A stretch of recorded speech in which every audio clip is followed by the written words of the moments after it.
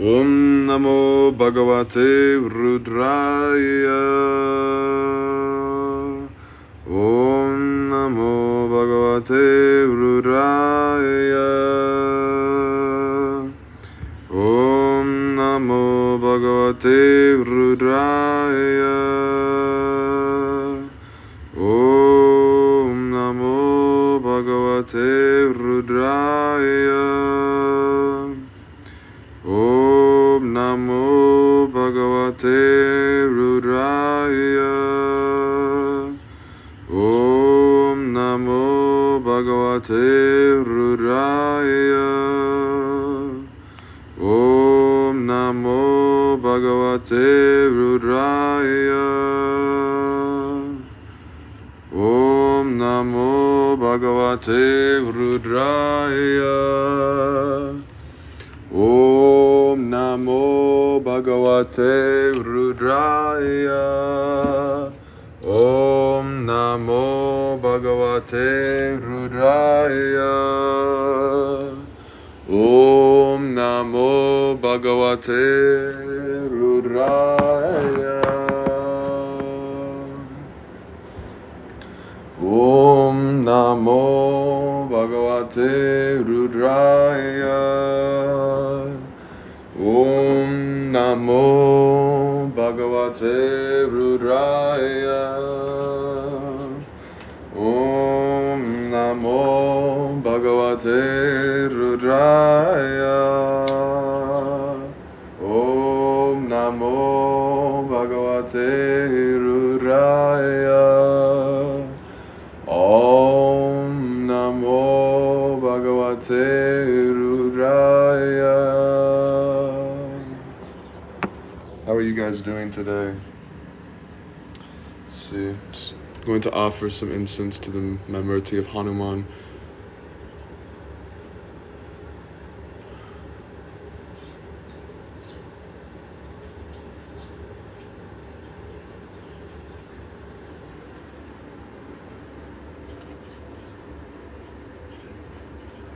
Sometimes that incense can be very overpowering, so we're going to have to remember to pinch that at some point so it doesn't smoke up my whole room. Alright guys, we are reading the Ramayana tonight. I'm so happy if you've decided to join us. Let's see, I'm going to have to move my little birds into the other room so that we don't have many distractions. I will be right back. Oh my goodness, okay. And then I need to plug this in here. I'll get some music going real quick so that you all aren't lonely while I go and move this.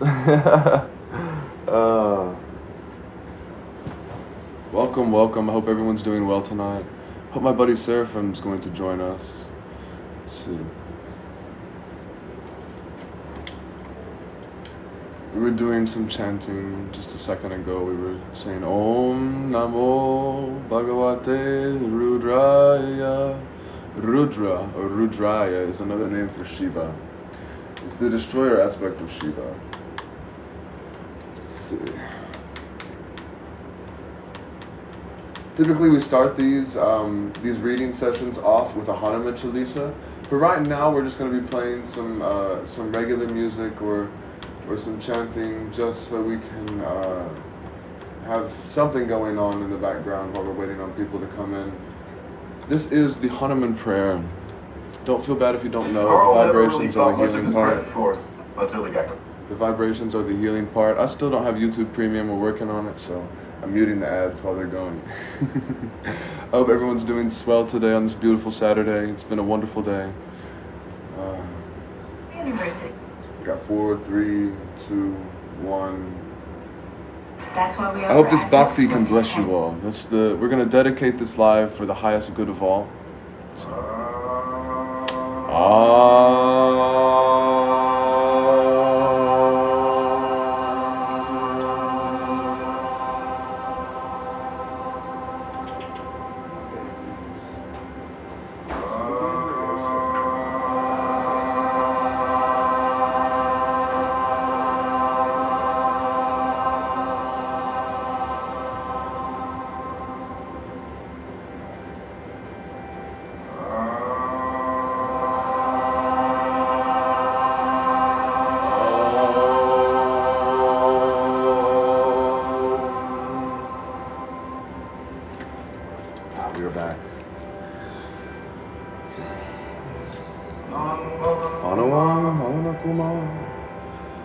Bhava Pragyanagam Jasudahara Sirama Suracha Tulatabaramam Hemashela Vadeyam Nujavam Krishna Yaninam Agragamyam Sakalaguna Nidhanam Anuramadisham Raghupati Prayapatnam Atajanam Namami Pushpade Utarayisham Mashiki Kritarakshasam Ramayana Mahamalaratnam Mande Milakmajam Anjananam Nambiravu Janaki Shokanashanam. I'm going to message my friend to see if he's hopping on tonight. We'll be right back. Thank you for your patience. Shokanashanam. I'm going to message my friend to see if he's hopping on tonight. We'll be right back. Thank you for your patience. Shokanashanam. I'm going to message my friend to see if he's hopping on tonight. We'll be right back. Thank you for your patience. Shokanashanam. I'm going to message my friend to see if he's hopping on tonight. We'll be right back. Thank you for your patience.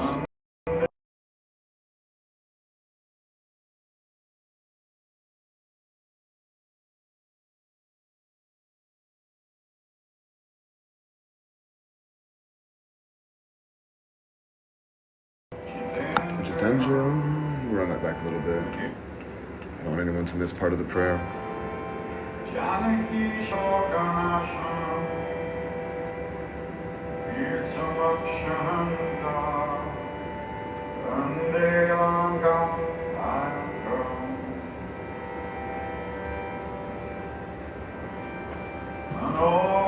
Manojavam Maruttatulya Vegam Jitendriyam Dhimatam Varisham Vatanajam Vamarayupamokyam Shri Ramadutam Sharanam Prabhade Shri Ramadutam Sharanam Prabhade Shri Ramadutam Shri Ramadutam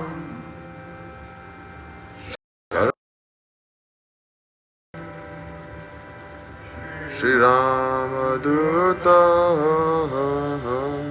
Sharanam Prabhade Bolo Bajranga Balama Hanumana Ki Jai.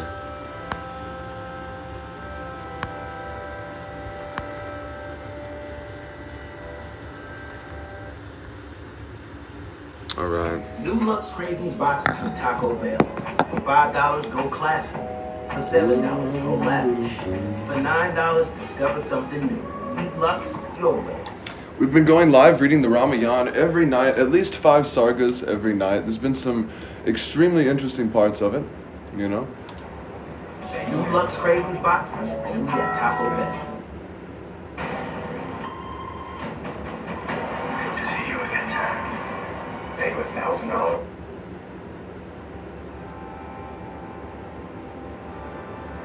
All right.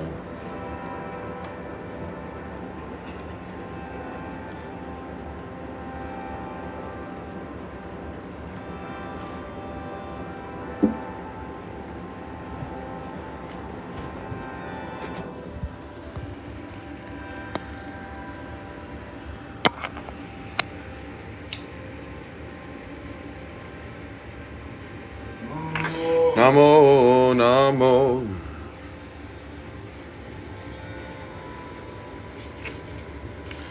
Namo, Namo.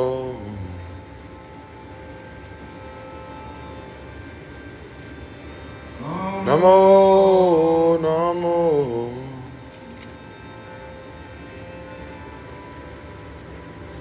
Namo, Namo.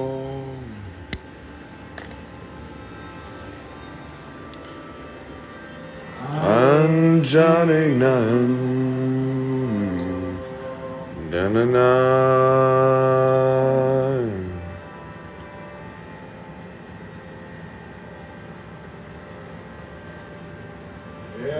Jai Shri Ram, Jai Jai Hanuman. Jai Shri Ram, Jai Jai Hanuman.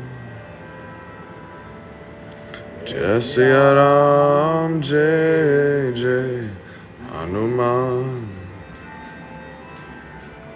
Jai Shri Ram, Jai Jai Hanuman. Jai Shri Ram, Jai Jai Hanuman. Jai Shri Ram, Jai Jai Hanuman. Jai Shri Ram, Jai Jai Hanuman. Jai Shri Ram, Jai Jai Hanuman.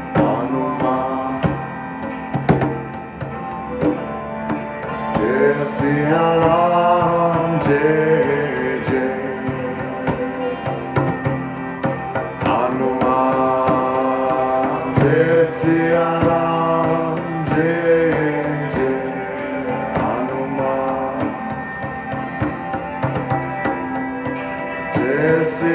Ram, Jai Jai Hanuman. Jai Shri Ram, Jai Jai Hanuman.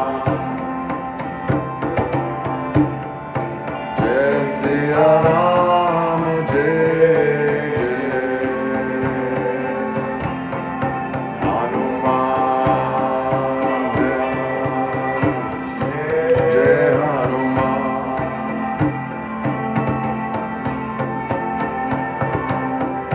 Jai Bajranga Bali, Baba Hanuman. Jai Bajranga Bali, Jai Hanuman. Sankata Mochana Kripanidham. Sankata Mochana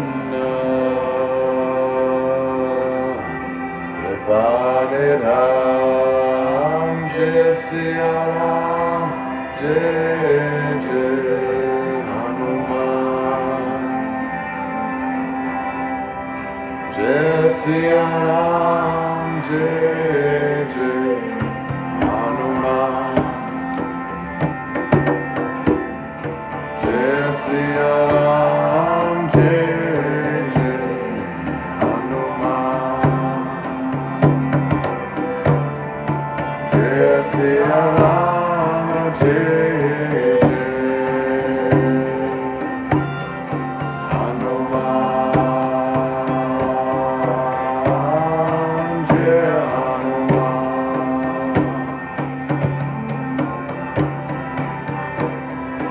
Jai Bajranga Bali, Baba Hanuman. Jai Bajranga Bali, Jai Hanuman. The new 5 seconds ads and on $9 this. Yeah, we can't do Ratings that. box. It's not cool. We at Taco Bell. Carl never We're really putting way thought too much many of his ads in credit these scores videos. until he got Credit Karma and used his scores to score And we more. may not be getting any Like, viewers it's tonight. I'm less not sure why. humble above. That's what I'm talking about, Carl. Intuit Credit Karma. Download the Money app where your hard work pays off. It's It's at a very auspicious time in the story. So there's Seraphim. You want to hop on, buddy? It's a very auspicious reading, so I was about to hop off. Nobody was joining. I made it, buddy.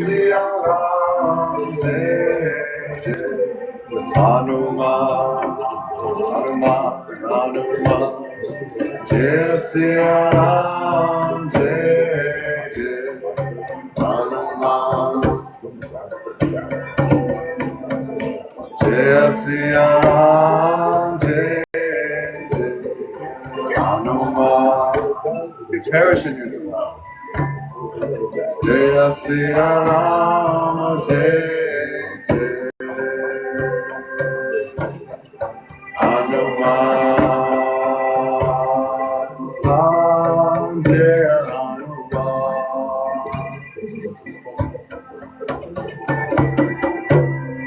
Jai Jai Jai Hanuman Dosa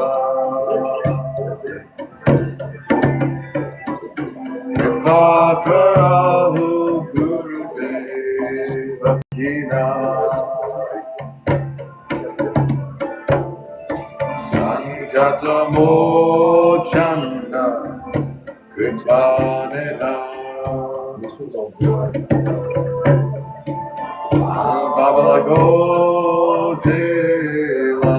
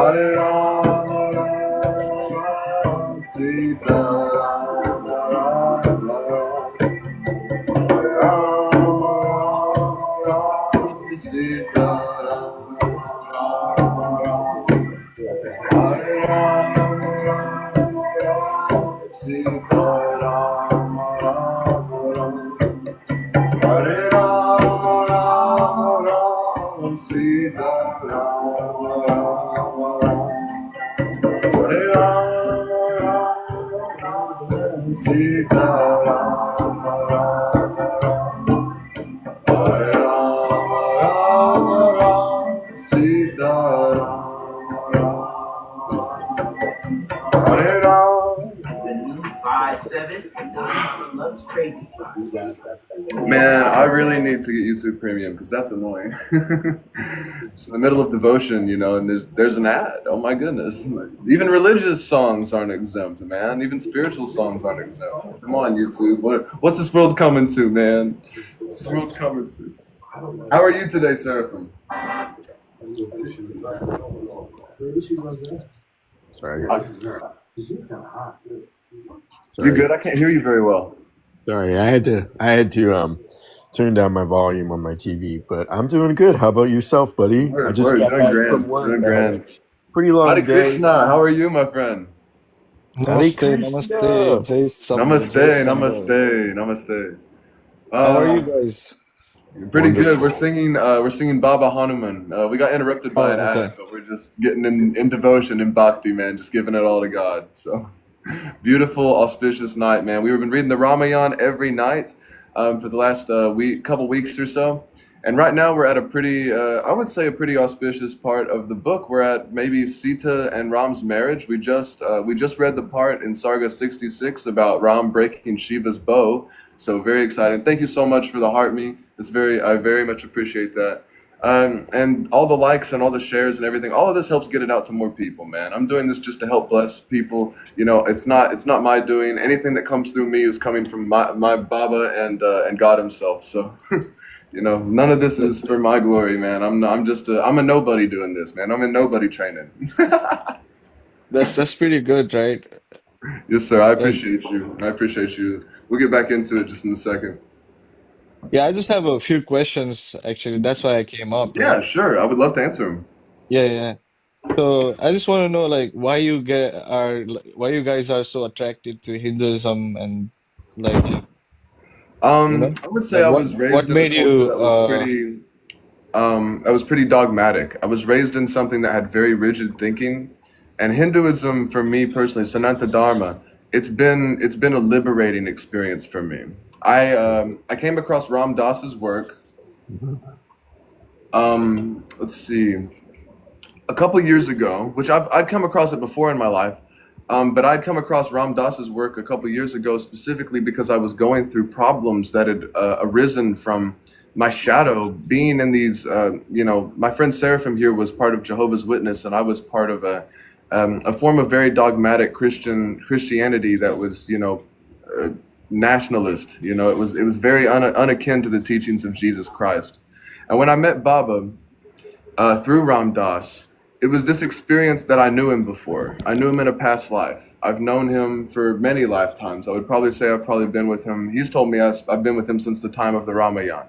So it was such a liberating experience for me, and the love I felt made me break down in tears. And so I've just done what he's told me. He said, all one, all one. So when I sing to Jesus, or I sing to Krishna, or I sing to Ram, or I sing to even Shiva, many people, especially, I work with somebody from ISKCON right now who doesn't necessarily agree with me on everything, but I love him to death. But Baba told me all one, so I just follow what he says. And this bhakti has changed my life, man. He's really changed my heart. He's changed my direction. Lifted me from a lot of my issues that I was dealing with from my shadow, from these cults and things like that. It was a different experience. And Baba's really right when he says that love is the greatest medicine, that it can heal all things. And God is love. And we are loving awareness, our true nature. So did that answer your question at all, or should I go more into depth? I mean, you can if there is more stories, yeah, of course. Oh man, there's all kinds. I can sit here for a really long time. First and We have all foremost, night, man. let's see. So in my healing journey, I decided to sit with plant medicine because Ram Dass, is big known for his work with, in Harvard with the psychedelics, and especially with talking about magical mushrooms and their healing properties. And so I had sat with them, in my life before as more of like a party substance, something to escape. And this was different because I decided to sit with them with the intention of sitting with God.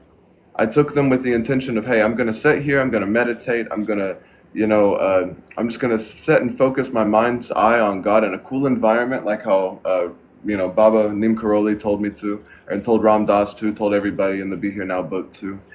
And the experience was akin to having the darshan of Christ. It was like I was right in the room with Jesus, man.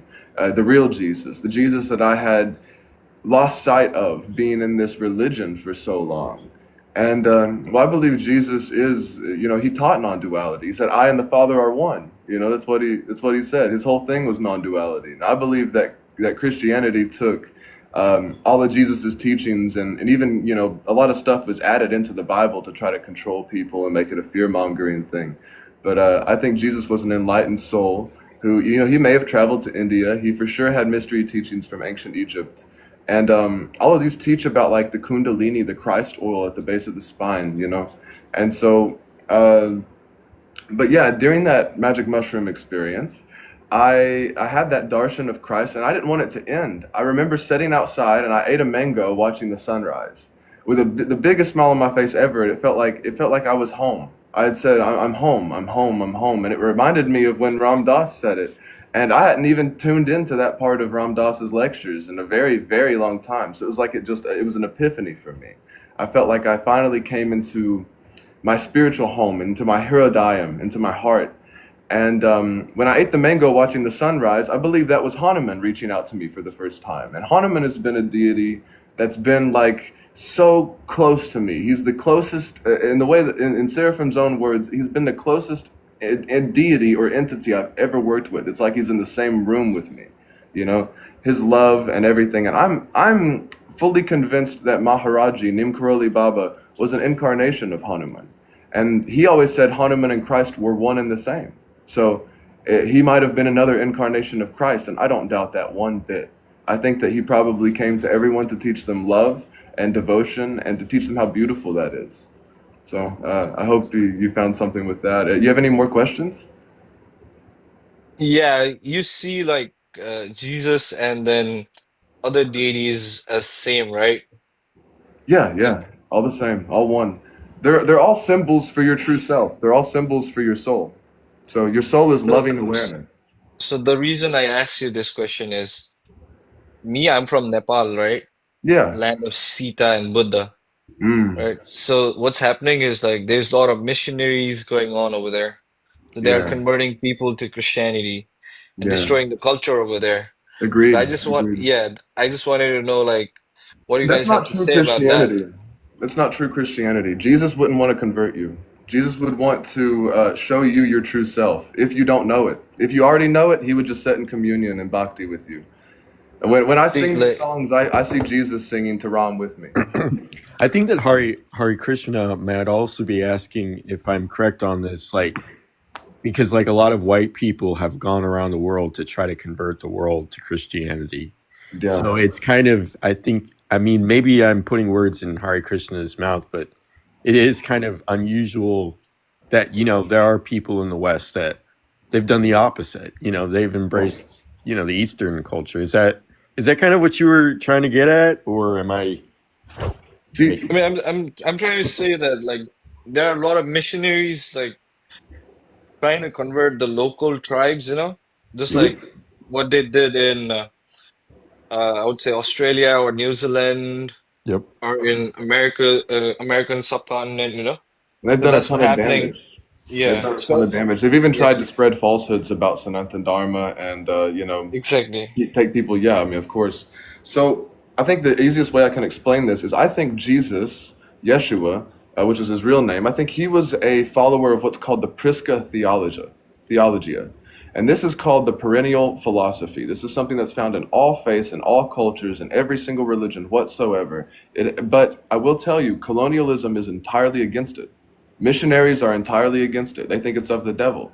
It's evil to them. They have nothing to do with it. But the perennial philosophy is the cycles of time. You see, so we have winter, which is death, and we have spring, Ram Ram, and we have spring, which is rebirth, right? That's the hmm death of Christ, and that's the rebirth of Christ when he comes out of the tomb. But that's also the dance of Shiva. That's the Nataraj, right?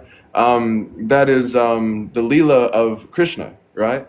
So it's the dance. It's the light and dark, the yin and yang. But Christianity demonizes, at least modern Christianity demonizes the yin. It demonizes femininity. It's very patriarchal. It doesn't accept the feminine. They don't believe God had a wife. They think that's evil and that's goddess worship or stuff like that. They don't quite realize. And things that I've been shown about modern day Christianity has put me to the point where I could no longer go back to that whatsoever. Things like I mean, the even teaching I like grew up on, for example, was that Christ was also the Father.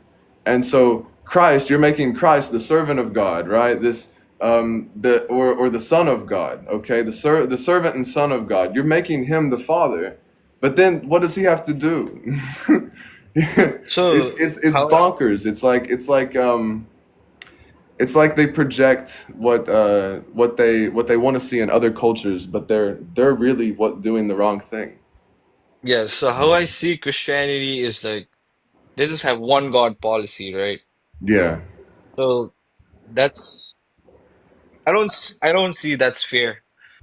not at And all. they say like Bible is the only true book, just like Islam say that Quran is the only true book, right? Right, right. So how can a book bind everything that's in the universe, right? Universe is big. So Ashe. there Ashe. should like one book cannot bind everything in like 1800 pages. No way, right? So that's Mm-mm. why like there's a lot of um, books or a lot of philosophies in Hindu and Buddhist pathway, right? So there's book for a lifetime. If you go through that, like you won't be able to finish that in one lifetime, I would say. Right, right, right. So that's the thing, right? The philosophy thing. They believe in one God, we believe in, I mean, we also believe in one God, but we have multiple deities and Right. a It's lot of one other God things. incarnated multiple times, expressed Times, multiple exactly. ways, you know. Yeah, But that's what exactly. makes sense, is because even in Christianity, not in mystical Christianity, not in modern day Christianity, but in the ancient mystical traditions, okay? Jesus had even said in the Bible, you can read this, they haven't taken it out. He says, "Ye are gods, sons of the Most High." He says, each and every one of us are an Psalms incarnation 82 of God. 6, right? I've seen Yeah. that, yeah. I've read Yeah. Bible too. Right, right, right. Yeah, so the way I see Bible is like it's just trying to control people. And if you go through like deep ideology, That's why there's so just much like fear, man. That's yeah, why yeah, that's why exactly. according to modern day Christianity, people holy people like Neem Karoli Baba or Ramakrishna are going to hell because they didn't accept Christ the way that they said to do it. And that's the most bonkers ideology I've ever seen in my life. That's the funniest thing I could ever imagine, man. Exactly. Yeah. I So mean, it was just, it never made sense to me. And I don't think it ever made sense. I think Christ was probably killed by the same people because Christ spoke out against the Pharisees. He spoke out against the religious leaders of his day. And all Rome is, I mean, all Catholicism is anyway, is Rome reborn. And Rome was the ones who crucified him. So, so Romans, yeah. yeah, and then it comes from, and then from Catholicism and Eastern Orthodoxy, which is another form of Catholicism. All we have is Protestantism, which descended outwards, and we have all these crazy branches and denominations that all believe just slightly different from each other, and they're all pointing at each other, going, "You're going to hell because you teach something different. You're going Different, to hell, you teach exactly. something different." It's bonkers, man. They didn't Yes. get it. They never got that the point of it was all love. It was loving one another, which Baba says to love one another and tell the truth. And Jesus said to love one another as yourself, right? And he said the second is like it. And he's talking about bhakti here. He says to love the Lord God with all your heart, soul, mind, and strength. Far Yeah, out, but huh? when you read Old Testament, it seems like kind of like dictatorship, I would say. Yeah, so the Old If you Testament, read I sort of take a Gnostic approach to the Old Testament. I think that the serpent in the Old Testament was probably the good guy, and he was teaching you to get wisdom through experience, and that this oppressive deity that we're seeing is a demiurge. But what is the demiurge? If you ever look up Gnostic thought, there's this image of this lion-headed snake, and they call it the demiurge. But if you look at it in comparison to a human spine, and we're talking about the Kundalini and the Christ oil that people have taken, and even if they're not good, they take it to use it for the wrong means. You get what I'm saying? And yeah, yeah, so what that happens is, oh, I can play God over people. I can be God over people, like a literal God. Not like I am you, but I'm going to lord over you. And in this way, I can do this by telling you that to fear everything, right? To control you. And then I can get you under my thumb to do anything I want you to do. Me and Seraphim were just talking about this last night. There's so many shocking stories in the Old Testament, like Abraham going to sacrifice his only son one Isaac, son. who he was to God. What But God would ask you to kill your only son that he gave you? That's crazy. You know? It's like, but there is a big contradiction in that story as well because Muslim believes like Abraham took his el elder son, I would say, yeah, yeah. Ismail, right? Mhm. Ismail His elder to son through yeah, Hagar. What's yeah, interesting yeah, though yeah. is Paul says in Galatians, these things are an allegory, speaking about Hagar and Sarah. So it wasn't literal. There was no Hagar. There was no Sarah. It's about a deep thing within you. You know, it's about something going on within you. It has nothing to do with a literal interpretation of that. When people have gotten so far, they've gotten to think that, hey, okay, so if your God, your imaginary, being in the sky told you to sacrifice your son and you would do it unless he told you not to, or you would do it until he told you not to. And I've even had my own mother, bless her heart, tell me yeah, because she's that headset. And that's the damage I'm talking about. That's the Yeah, stuff exactly. that's I've so I seen I've believe the s- God of the Old Testament's the devil in disguise. What was the devil supposed to do? Play like he's God? So, but I also believe that these things are not outside of you. I don't believe that God is something separate from you or Satan is something separate from you. You've seen the old allegory of a devil on one shoulder and an angel on the other, right? You've seen that old tale or whatever, probably in cartoons or anything like that. Yeah, yeah, yeah. But that means they're both consciousness. It's yin and yang. When people demonize their shadow and they say, "Oh, that's a devil tempting me," they're actually neglecting their own healing work on their shadow. You can heal that. There's nothing tempting you. It's part of your mind that's hurt. You know? But when you Yeah. demonize it and you push it away, then all of a sudden it grows and grows and grows and grows and grows. And then you're enacting your shadow through into your regular life onto other people. Yeah, I've seen people, they're ready to sacrifice everything, their families. Yeah. There are people who said uh like they're ready to kill their own children or like leave their husband for, I And mean, what was the Jesus. devil supposed to do? Steal, kill, and destroy. And I was like, these guys are insane. And the ideology I don't like is like you have to fear God, otherwise he's gonna put you in hell for eternity. Right. Like, And that's even horrible comparing to Sananta Dharma, even if we're going to view hell as a literal place, if you're not talking about Advaita, right? And you're talking about like Dvaita or something like that, and you're mhm. viewing hell as a literal place you go and you die, it's not eternal in Hindu Yeah, theology. it's just It's to, there until you learn your lesson, you move on. yeah, you move on, you come back, do your thing, or and then you decide where you go, right? Because where's the And that, mercy? Where's the mercy? yeah. What God would come and sacrifice himself for you so that if you didn't say a prayer, you would be gone for all eternity, burning in the same place that he saved Shadrach, Meshach, and Abednego from, essentially.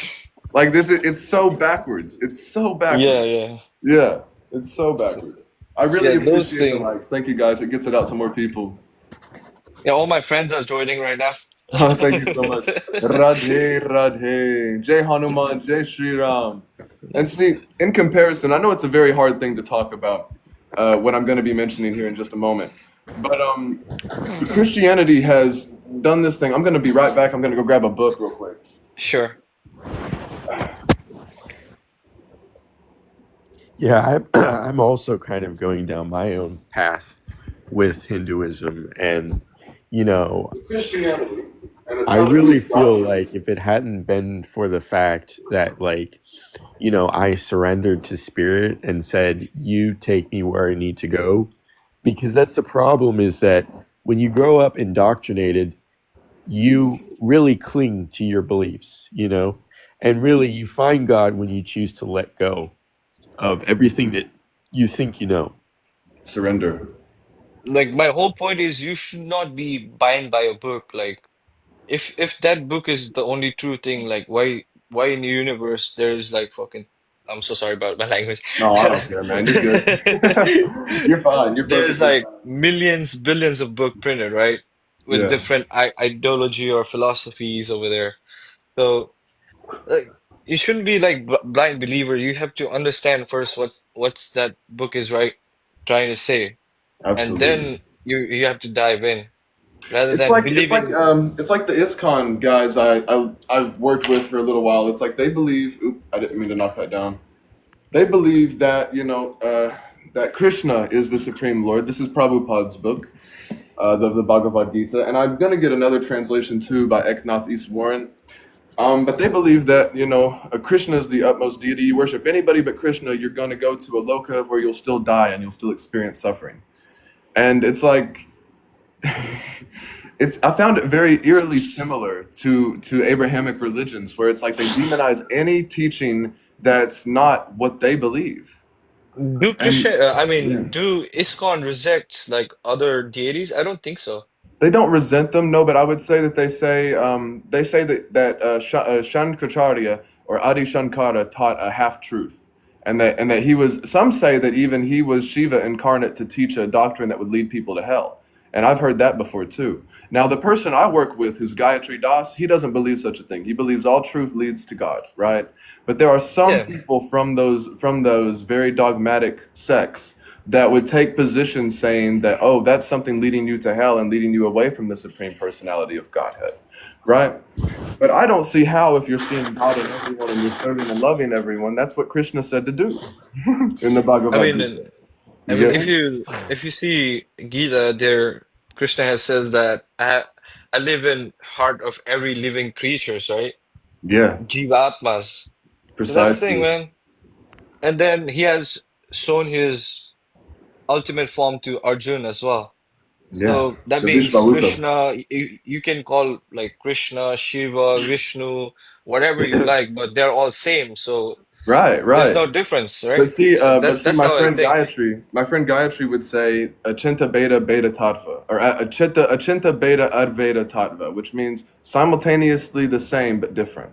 And he would say, okay, so Shiva is not the same as Vishnu, but they are the same deep down, but they're also not the same. They are different in purpose. I mean, they're one in purpose, but different in how did he say it? Causes. Yeah, different in causes. So, and that makes sense though in a way because it's not limiting them. You get what I'm saying? It's a different Yeah, incarnation. yeah. You're not going to say Hanuman's Ram because if you say Hanuman's Ram, then all of a sudden you take the servant and you make him the master. And what Ram Dass said that my thinking mind is a perfect servant but a lousy master. Hanuman wouldn't want that. But Hanuman does say in the Ramayana, he does say, when I know who I am you. And when he's speaking to Ram, he says, when I don't know who I am, I serve you. When I know who I am you. So this is a teaching about ourselves deep within us and our souls. Going back to what Exactly. we were speaking about just a minute ago, this is a book given to me by an old friend. It's called The Two Babylons. It's by Alexander Hislop. It's a terribly inaccurate book. And it was given to me by a guy who is a Messianic Jew. He believes that Jesus was the Messiah and believes any other culture but Judaism, including the ones that stem down from Catholicism, Eastern Orthodoxy, and all that, are all evil doctrines that are made by the quote devil, right? And he does this by using this book to prove this. And this says stuff like it teaches a thing called, well, it's not called anything. It comes from the Bible, kind of, but they've like added so much stuff to it. There was a character in the Bible called Nimrod who built the Tower of Babel, right? And they Oh said yeah. that through he's trying to prove that Nimrod was married to this woman named Semiramis, who was actually his mother. Now that's horrible, right? That's a horrible doctrine. And nowhere, anywhere in Hindu or any kind of other thought, even in Greek thought, even in Roman thought, that stuff doesn't exist as much as they want to say it does. It's a horrible defamation of other cultures. Is really what it I is. mean, they And try to but say here's what I that found. If you look at Christianity, and if Jesus is the Father, modern day Christianity at least, if Jesus is the Father as well as the Son, and Mother Mary's his mother, what did he do? They're projecting. It's not the same exactly. thing. Jesus said, I and the Father are one, but he didn't mean that he was exactly the Father. He's meaning there's a place within him that is one with the Father. That's what he was talking about. He's saying that about the experience of universal consciousness. He wasn't speaking about a man in the sky. That was what he was talking about.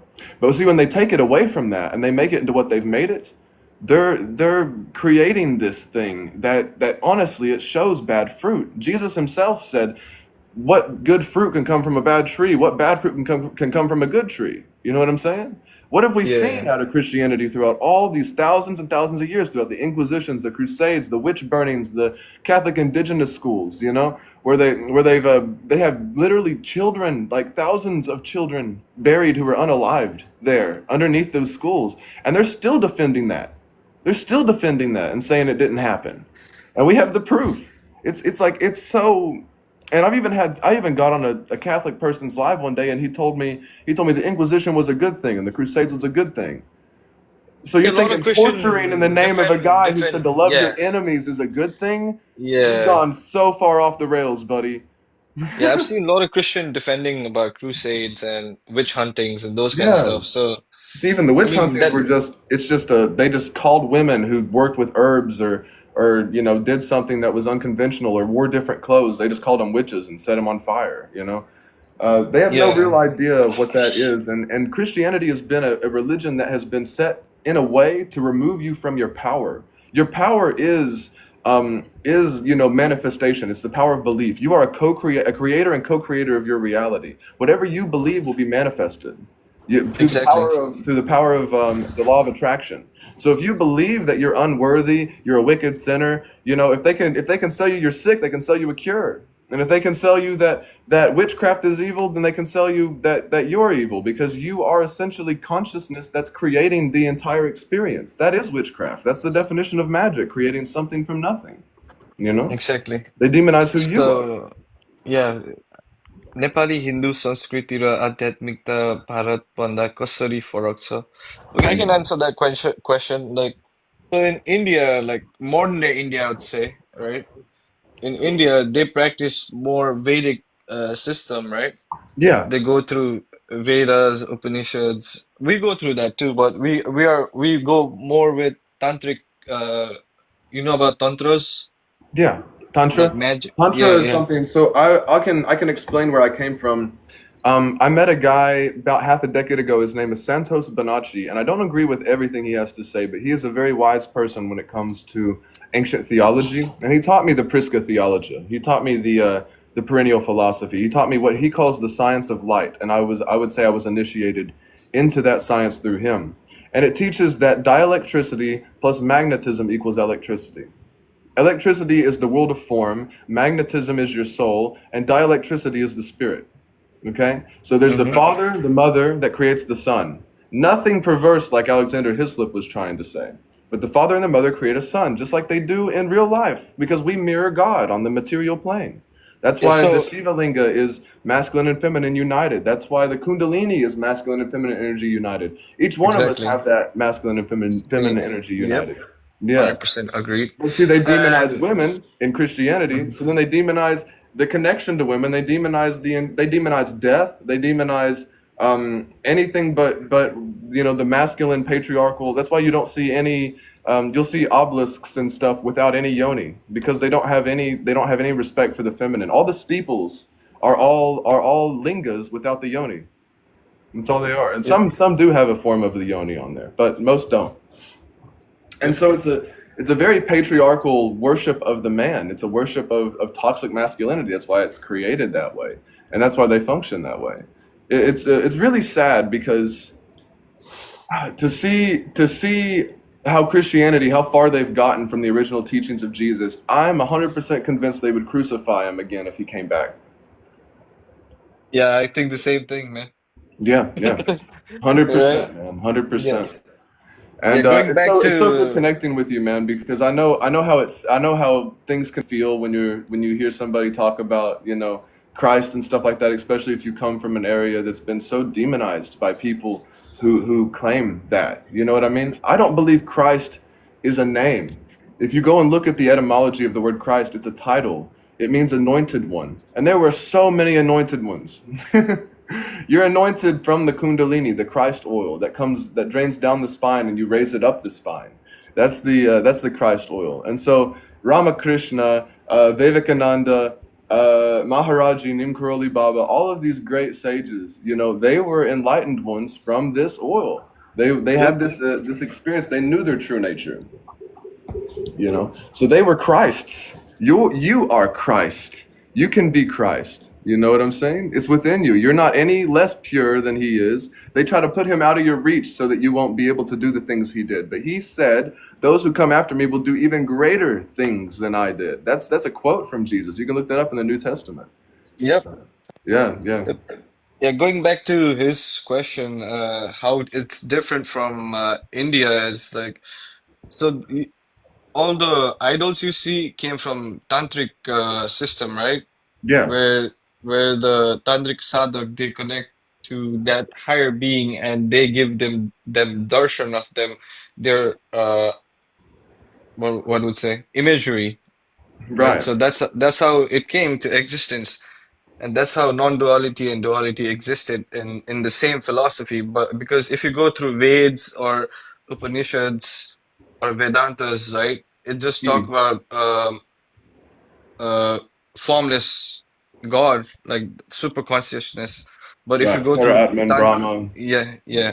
If you go to through tantric system, it will talk you about, it will show you the image, it will give you different experience, but both of the things are same. So Nepal is more tantric and India is more Vedic. That's the only Mm. difference. But No, but I like There's tantra too because tantra is people have made tantric so westernized and they've sexualized it really like way too much. oh yeah, Tantra is 100%. a beautiful, beautiful connection with God. Yeah. Bhakti is tantra. There is Neem nothing Karoli Baba like said you don't even need to be. You don't even. It doesn't matter if you're married or not. That's how he put it. He said just think about God and the Kundalini will go right up. yep. Yeah, It's all in the process you breathe, I would say, right? We yeah, call it precisely. soham, right? So you, Soham, yeah, Soham. exactly. That's how it works. So yeah, I love that, man. See, I also do a lot of because I came from Ram Dass and all that. I also adopt a lot of Tibetan Buddhist mantras and practices and stuff. I have a Vajra here. I know Vajra is also Hindi, um, but it's also very much used in Nepal and Vajrayana Buddhism. So, I mean, it came from Nepal, right? So right. I mean, many people it came believe that from Buddha was Nepal an and went to incarnation of. Tibet Right. and They then also came believe to India. that he was an incarnation of Krishna or the divine, the super being. The supreme being. So Buddha? yeah. Yeah, Buddha. Yeah, Hindu they believe it's ninth reincarnation of Yeah, but Lord in Vishnu, Islam, right? they got all the incarnations of Krishna, and from at least Srila Prabhupada's book here, which I believe in many, many more, but that's for a I different mean, day. that's the beauty of Sanatan, right? You can Yeah, agree to disagree and you can have your exactly, own philosophy. You exactly, don't have to believe in one thing, like that's the only truth or something like that, right? exactly, There's exactly. See, different that's the paths, part that different I ways. can't stand about Christianity, man. At least modern Christianity, or even, because I like the Sufis over in Islam. The Sufi mystics, they tend to take a different approach when it comes to that. They believe God is in all faiths and all religions. At least a lot of them that Yeah, I've talked to. But now somebody who's a devout Muslim, they would be like no, and they'd shun anything, Sharia law and all that. They'd say no, I got to stick with my faith. And that's the thing is that or that Muslims have tormented. Like honestly, I would say that Hinduism has been the most persecuted religion in history.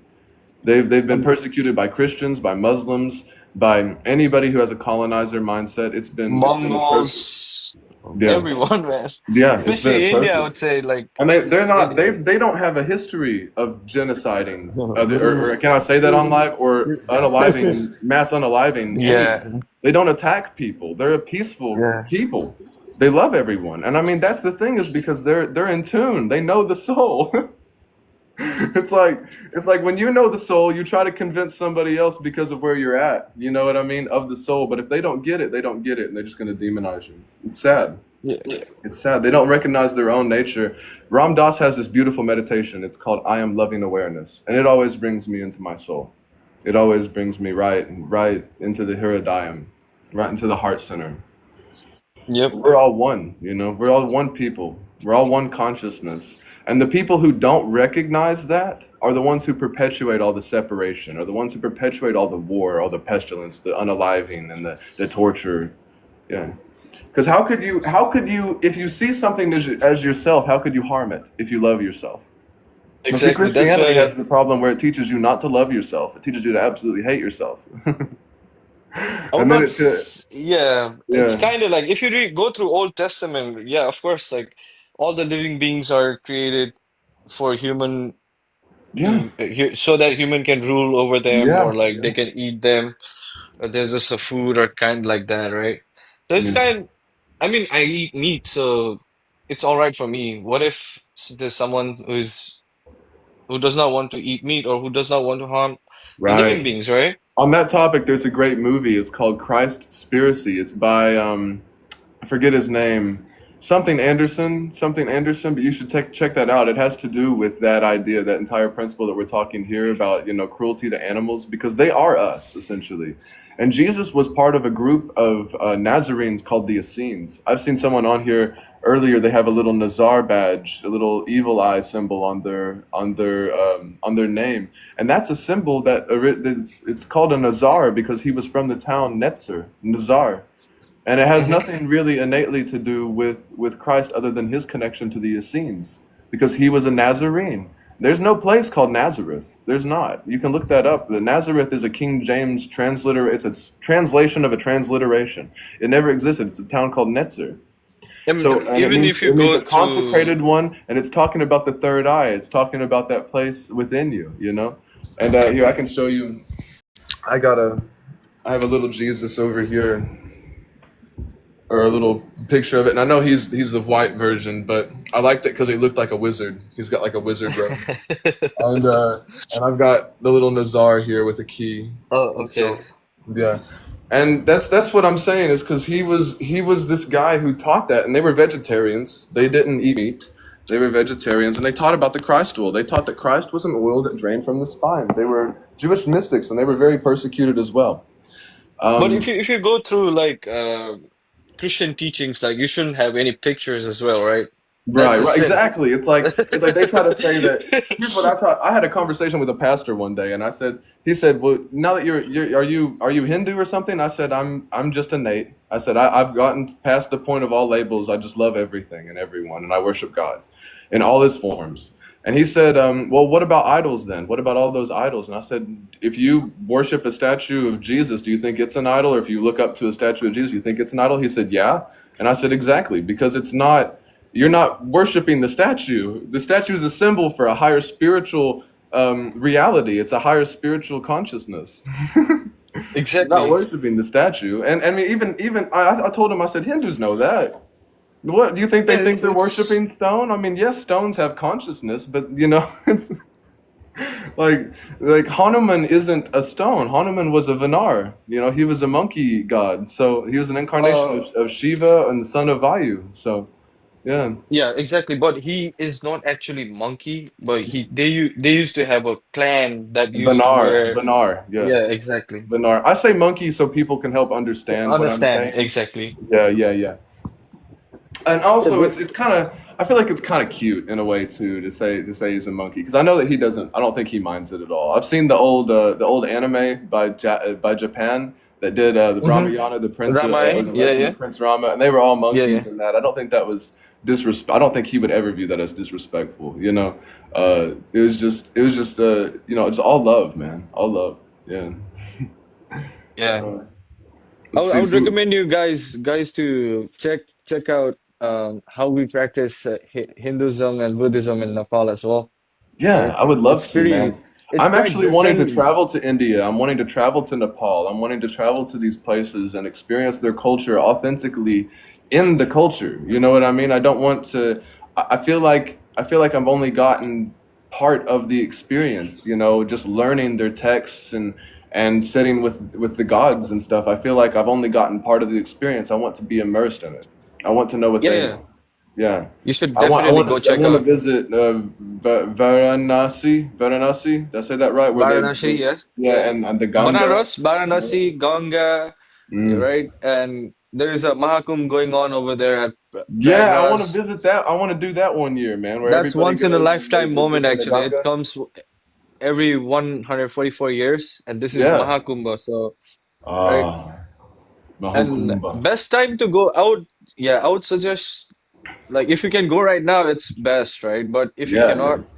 September, October is I best feel time like to I'm. I visit feel like Nepal, Baba will. especially. Baba will take me whenever he thinks I'm ready.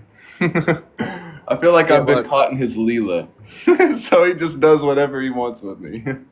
you can say that as well, Yeah, right? absolutely. So I'm wherever Ram wants me. What are you doing, Oliver? He's eating my. You're eating my food from earlier, buddy. Anyway, Yeah, sorry about that.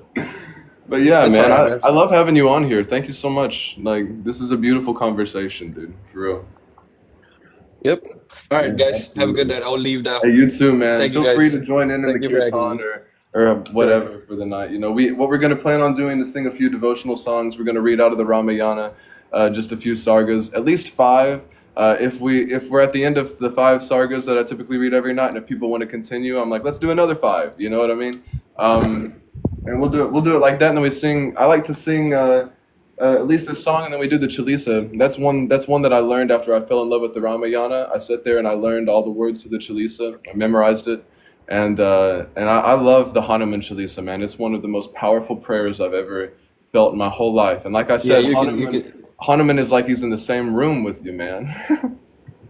Yeah. Exactly. Hanuman is everywhere, right? Yeah, Jai Shri Ram. They We say have that a he's on the earth. That he's on the earth serving Ram. we have a we have a palace named Hanuman Dhoka in Nepal. It Word, means word. Hanuman's gate, right? So if you enter through that gate, you reach to Hanuman. That's what we Mm, believe in, yeah. right? So yeah, Is you that should path of definitely check out devotion? those videos in YouTube about Nepal Absolutely, and man. You India, can send those to me especially. again. Like if you have the actual link or something, you can either PM me or send it in the comments or something. I'll get it at the end. At the end You of the can you live, can it'll come through. just you can just go on YouTube and search Nepal, and that's it, man. You'll see Okay, everything. yeah, yeah. I love Nepal. I love uh Ram Dass was really big on Tibetan Buddhism. So, yeah. And there's even a Yeah. form of Hanuman, right? A Tibetan Buddhist form of Hanuman. He's like I mean, he most looks of the different. deities are same, but the way we practice is kind of different. That's the Yeah, only yeah, yeah. thing, man. They It's much practice a different. bit differently. What We was practice a bit interesting is differently. the time That's I sat with dimethyltryptamine or DMT. Um, I saw the form of Hanuman that was like the Tibetan form with like the tusks, and he looked, I guess he has tusks, but he looked kind of almost like a China, like an Asian dragon. You know what I mean? And I was uh-huh. like, I didn't recognize him at first, but after I saw the picture of him, I said, I think that's what I saw. I think that's what I saw when I went into that realm. It's very interesting. Yeah, but there's a lot to learn, I would say, right? Yeah, yeah, We're just a normal beautiful. human. Yeah, yeah, beautiful, beautiful. Let's see. But yeah, we should. The only thing is like you can follow any religion in the world, but you have to uh, keep your culture and your lineage alive, I would say, right? That's how Right, make us unique. Hmm. Yeah. That's the only thing. right, right, right. Um, there was something I was gonna say and it slipped my mind. But yeah, exactly, exactly. All right, guys, thank you. I'll leave now. Take Absolutely. care. Have a good Hare night, guys. Thank you for coming on, Krishna. man. Hop Hare on Krishna, Hare anytime. Krishna. Yeah, bless you, man. Sure. Bless you with abundance. Thank you. Go. Thank you. Absolutely, absolutely. Let's see, we're gonna finish this. Ram, Ram, Hare Ram, Ram, Ram, Sita Ram, Ram, Ram. Hare Ram, Ram, Ram, Sita Ram, Ram, Ram. Hare Ram, Ram, Ram, Sita Ram, Ram, Ram. Hare Ram, Ram, Ram, Sita Ram, Ram, Ram. Hare Ram, Ram, Sita Ram, Ram. Hare Ram, Ram, Sita Ram, Ram. The goal is to become the mantra. Ram, Ram, Sita Ram, Ram, Ram. Hare Ram, Ram, Ram, Sita Ram, Ram. Hare Ram, Sita Ram, Sita Ram, Sita Ram, Jai Sita Ram, Sita Ram, Sita Ram, Sita Ram, Jai Sita Ram, Sita Ram, Sita Ram, Sita Ram, Jai Sita Ram. Sita Rama, Sita Rama, Sita Ram, Jai Sita Ram. Sita Rama, Sita Rama, Sita Ram, Jai Sita Ram. Sita Rama, Sita Rama, Sita Ram, Jai Sita Ram. Sita Rama, Sita Rama, Sita Ram, Jai Sita Ram. Sita Rama, Sita Rama, Sita Ram, Jai Sita Ram. Rama Rama Ram, Sita Rama Rama Ram. Thank you for the roses. Hare Rama Rama Ram, Sita Rama Rama Ram. Thank you so much. Hare Rama Rama Ram, Sita Rama Rama Ram. Hare Rama Rama Ram, Sita Rama Rama Ram. Hare Rama.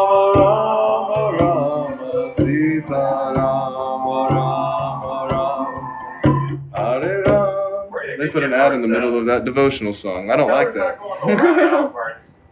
See, okay, we can skip it now.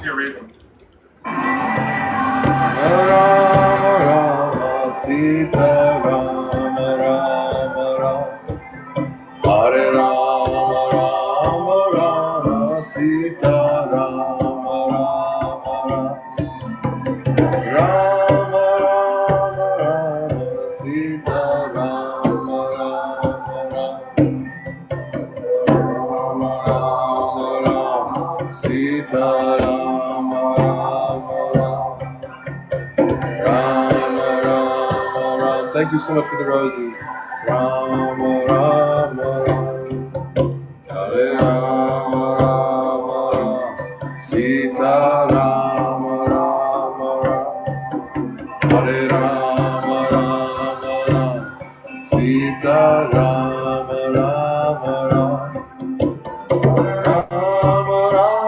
Rama Sita Rama Rama Hare Rama Rama Sita Rama Rama Rama Om Namah Shivaya Sita Rama Rama Hare Rama Rama Rama Sita Rama Rama Hare Rama Rama Rama Sita Rama Rama Hare Rama Rama Rama Sita Rama Rama Hare Rama Rama Sita Rama Rama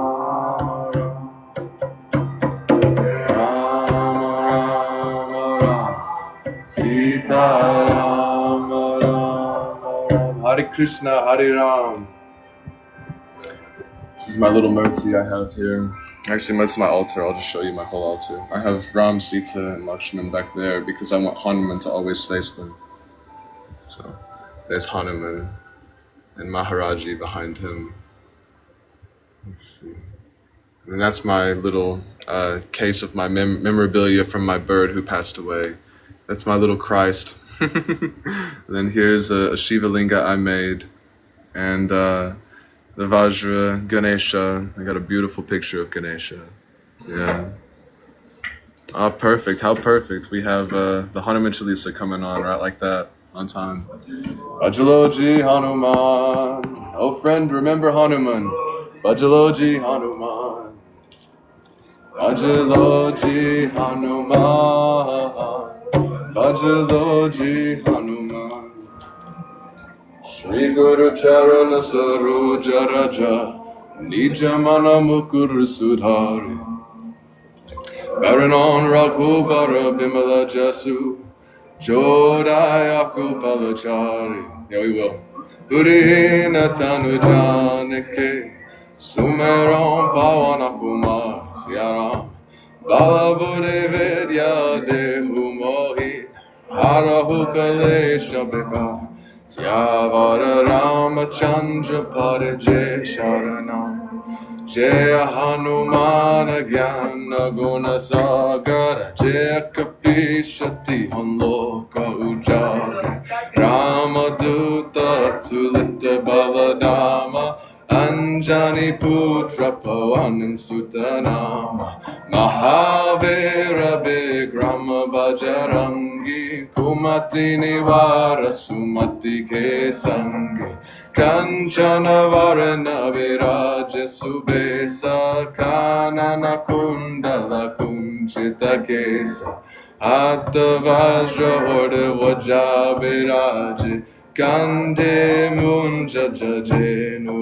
Saji Shankara Suwana Keshari Nandana Teja Pratapa Mahajagabandi Vidyawan Jivana Guni Ati Chaturahamakai Karibe Koatu Prabhu Charitra Sunibe Korasiya Rama Lakana Sita Manabasiya Sukshma Rupa Darisiya Hindikawa Vikata Rupa Dari Langa Jarava Bhima Rupa Dari Asura Sanhare Ramachandra Ke Kaja Shanbhai Laya Sajivana Lakana Jiyaye Shri Raghuvira Harashiura Laya Raghupati Kinhi Bahuta Barai Tuma Mama Priya Bharatai Samabai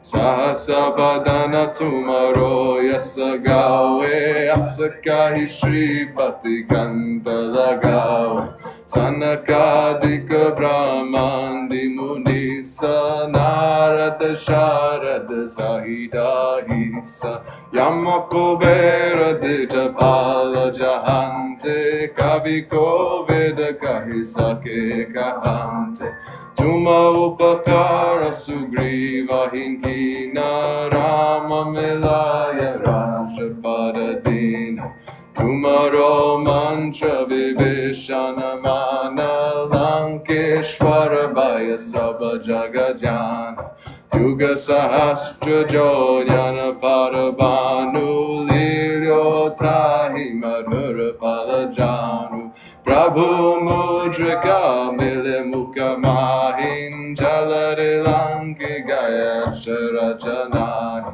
Dugramakaja jagata ke jete Sugramanugraha tumarete Rama duare tumarakovare Hotananya vinupesare Sabasukalahe tumhare sharana Tumarakshaka kahu kodarana Apanate samharo apetinon loka hangatin kampe Kuta pisachane katana hirave Mahavira javanama sunave Nase roga hare sabapira Japata nirantara hanumata bira Sankata ten hanumana churave Manakrama bachana dhyana jolave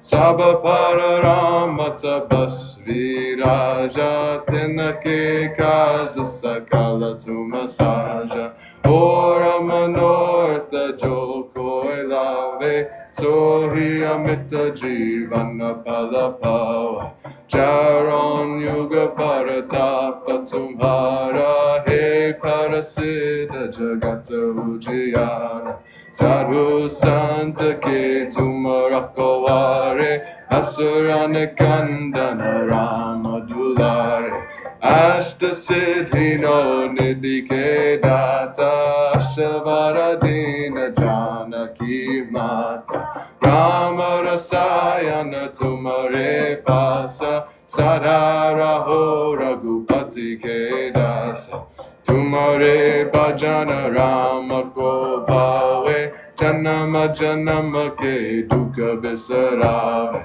Antakhala raghuvara pura jai Jahana janma hari bhakta kahai Ora devata chit anadharahi Anumata se sarva sukha karahi Sankata kate mite sabapira Yosumire Hanumata balabira Jaya Jaya Jaya Hanumana Gosahin Kripa Karahu Guru Deva Kinahi Jo Shatavara Patakara Kohi Jutahi Bandi Mahasuka Hohi Joya Pare Hanumana Chalisa Hoya Siddhi Saki Gaurisa Tulasi Dasa Sada Hari Chera Ki Jai Nada Hiradaya Mahadera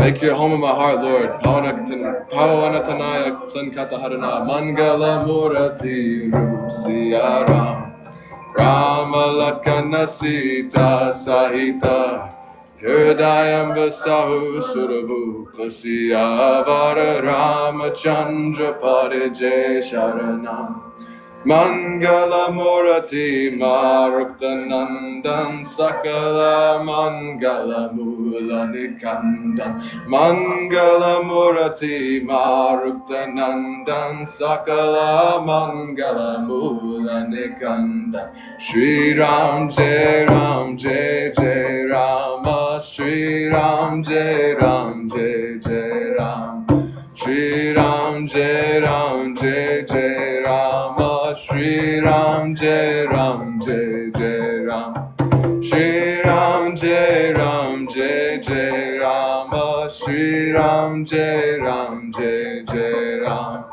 Shri Ram Jai Ram Jai Jai Rama Shri Ram Jai Ram Jai Jai Ram. Thank you so much. Shri Ram Jai Ram Jai Jai Ram Shri Ram Jai Ram Jai Jai Ram Shri Ram Jai Ram Jai Jai Ram Shri Ram Jai Ram Jai Jai Ram Shri Ram Jai Ram Jai Jai Rama Shri Ram Jai Ram Jai Jai Ram Shri Ram Jai Ram Jai Jai Rama Shri Ram Jai Ram Jai Jai Ram Shri Ram Jai Ram Jai Jai Rama Shri Ram Jai Ram Jai Jai Ram Shri Ram Jai Ram Jai Jai Rama Shri Ram Jai Ram Jai Jai Ram Sitaram Sitaram Sitaram Sitaram Sitaram Sitaram Jai Jai Sitaram Sitaram Sitaram Sitaram Sitaram Sitaram Sitaram Jai Jai Sitaram Ram Sitaram Sitaram Sitaram Sitaram Sitaram Jai Jai Sitaram Sitaram Sitaram Sitaram Sitaram Sitaram Sitaram Jai Jai Sitaram Shri Ram Jai Ram Jai Jai Rama Shri Ram Jai Ram Jai Jai Ram Shri Ram Jai Ram Jai Jai Rama Shri Ram Jai Ram Jai Jai Ram Shri Ram Jai Ram Jai Jai Rama Shri Ram Jai Ram Jai Jai Ram Shri Ram Jai Ram Jai Jai Ram Shri Ram Jai Ram Jai Jai Ram Shri Ram Jai Ram Jai Jai Rama Shri Ram Jai Ram Jai Jai Ram Shri Ram Jai Ram Jai Jai Rama Shri Ram Jai Ram Jai Jai Ram Shri Ram Jai Ram Jai Jai Rama Shri Ram Jai Ram Jai Jai Ram Shri Ram Jai Ram Jai Jai Rama Shri Ram Jai Ram Jai Jai Ram. That was Krishna Das.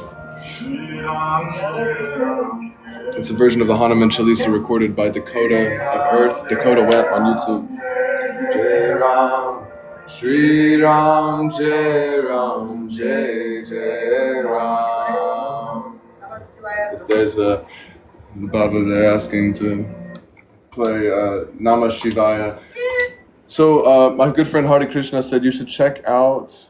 Let's see. You should check out. Where did he put it? Shiva Bhajan. Now, if I remember correctly, Bhajan just means chanting, right? So we've done a Shiva Bhajan quite a few times on this page. I don't remember all of it, if that's correct, if my understanding of that word is correct. It's from Vedic chanting by Mahesh Vyas. Let's see. And I want to say I don't know all the lyrics to it, but I know a lot of them. So it's one of my favorites. I believe it's a chant for long life to Shiva. It's the one with the five vowels, I believe, the 5 sacred vowels. I listen to this daily. I'm in the process of learning it. If I had some clean water, I would pour it on my linga here. I only have tap water and I don't want to offer that. I wish I could show the video. They flag it for unoriginal content, so we're gonna have to do what we can do.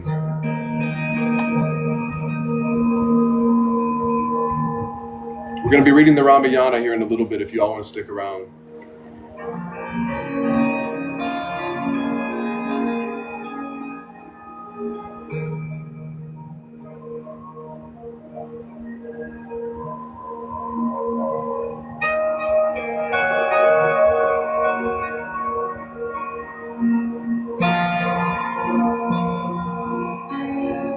Jai Shri Ram, Jai Bajrang Bali, Om Namah Shivaya. Om Vande Devo Mapatin Suragurum, Vande Jagat Karanam, Vande Bannagabhushanam Brigagaram, Vande Pashunam Patim, Vande Surya Shanshaka Vainayanam, Vande Makunda Priyam, Vande Bhakta Shanashrayam Javaradam, Vande Shiva Shankaram, Om Rityunjaya Rudraya Nilakantaya Shambhave, Amritshaya Sharvaya Mahadevaya De Namaha, Namaste Stu Bhagavan Vishveshvaraya Mahadevaya Triyambakaya Tripurantakaya Trikagnikalaya Galagni Rudraya Nilakantaya Mrityunjayaya Sarveshvaraya Sadashivaya Sriman Mahadevaya Namaha. Om Namah Shambhavaya Cha Ayobhavaya Cha Namaha Shambhavaya Cha Ayaskaraya Cha Namah Shivaya Cha Shivataraya Cha Om Triambakam Yajamahe Sungandim Vushtivandhanam Uraviranida Bandhana Mrityor Mokshiyam Amratat Najendra Haraya Trilochanaya Astan Maheshwaraya, Vidyaya Shudyaya, Digambaraya, Tasmin Makaraya Namah Shivaya. Mandagini Sarya Chandra Charchitaya, Nandishwara Brahmatanath Maheshwaraya, Mandara Pushya Bahu Pushya Supujitaya, Tasmin Makaraya Namah Shivaya. Shivaya Gauri Avrata Vrinda, Suryaya Nakshaya Nashikaya, Srinilakantaya Bhajat Bhajaya. Namah Shivaya. Still learning this one.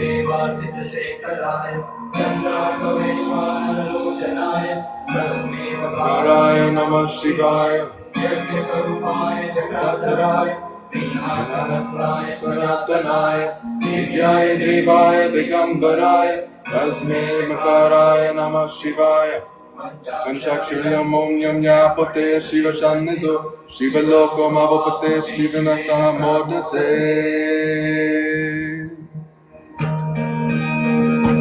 Whoever sings this prayer obtains bliss and gains Shiva's Loka. Appreciate you guys. Thank you so much for the likes. It helps get this video out to more people. Somebody said we should do one to Vishnu. How about Venkatasha? This is a stotram I've been learning. Venkatasha stotram. It is an ISKCON chant. I don't hail from ISKCON, but I love them deeply. So I teach Advaita or non-duality. Beautiful, beautiful, beautiful. That's one of my favorite chants ever. It's just the air about it. It's powerful. It's cleansing. It's like, you can't even really describe it. It's just Shiva. Fire. Yeah. Shiva's the water deity. It's like mystical fire. This is the Venkatasha stotram. We're gonna move you guys over here. Dip some Takis in it, serve some Takis with it, and crunch some Takis in it. The volume is immense. I'm bringing the Takis to make it intense. Sorry about the ads. Game day, I'm here to impress. Gotta make sure that my spread is the best. Show some Takis in it, dip some Takis in it, serve some Takis with it, and crunch some Takis in it. The flavor's immense. I'm bringing the Takis to make it intense. We've changed each other. Yes, really good. Much so.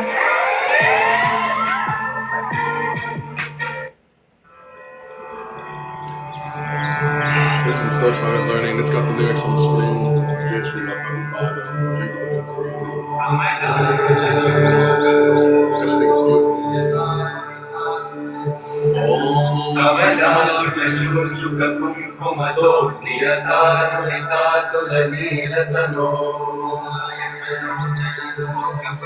Kamalayatalochana Vijayi Bhava Venkatashilapate Kamala Kuchachuchuka Kumkumato Niyatatu Nitatula Nilatano Kamalaya Lokapate Vijayi Bhava Venkatashilapate Sachaturmukha Shanmukha Panchamukha Prabhukha Lila Devata Maulimane Sharanagata Vatsala Saranidhe Pahitanaya Mam Vrishashilapate Adivela Tayata Vadur Vishahera Muvela Kitayra Paradashate Haritam Varitam Vishashailapate Vanaya Kripaya Paripali Hare Adiveka Shaila Mudara Mate Janatapi Madadi Kadanarata Paradevataya Galitani Gamai Kamaladaitana Param Galaye Shalavenurabhava Shagopavadu Shadakoti Vitasmarakoti Sama Prativallabhika Vimadat Sukadat Vasudeva Sutana Parankalaye Abhirama Gunakarata Sharate Jagate Kaganutharati Ramate Raghunayaka Rama Ramesh Viko Manato Bhavate Vanaya Jalade Avanitanaya Kamaniya Kanam Rajani Ganacharu Mukhamurubham Rajani Charanajatamo Vihiram Rajaniya Maham Raghuramamaye Sumukham Suhridam Sulabham Sukhadam Swanujam Cha Sukaya Mamokasharam Apahaya Raghudvahamanyamaham Nakatam Chadachanchana Jatu Bhaje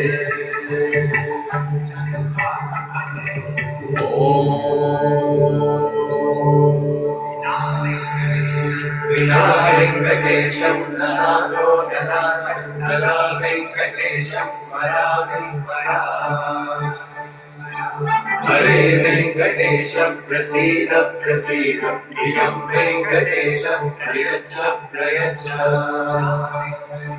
Vina Venkatesham Nanado Nanath Sala Venkatesham Smaravi Smara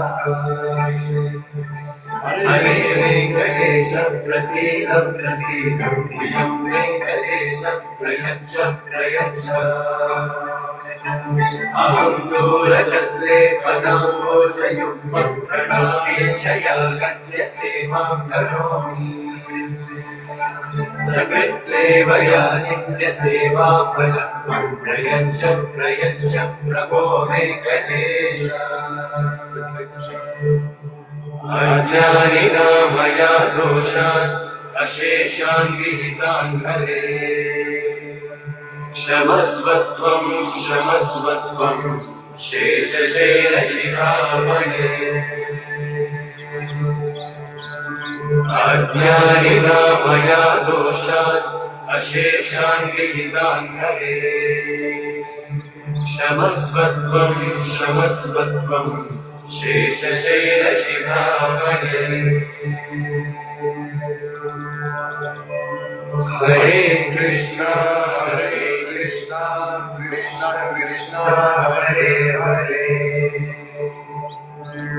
Hare Rama Rama Rama Hare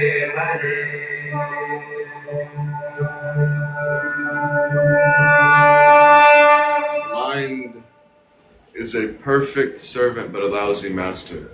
The mind's intention is to serve the soul.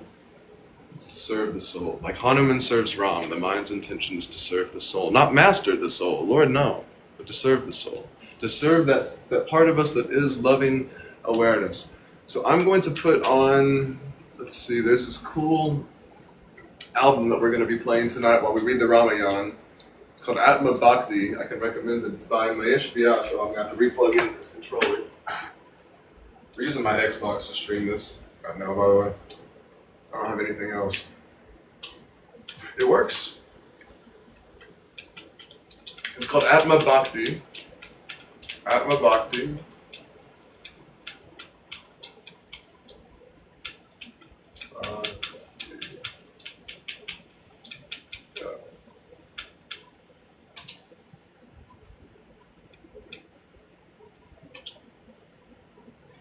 I'm going to play this. It's 30 minutes long. It's got a couple different ones. And we're going to read the Ramayana. Let me just check really quick. I want to see if my buddy's coming back on. Just give me just a few seconds. I'll be right back. Thank you so much for your patience.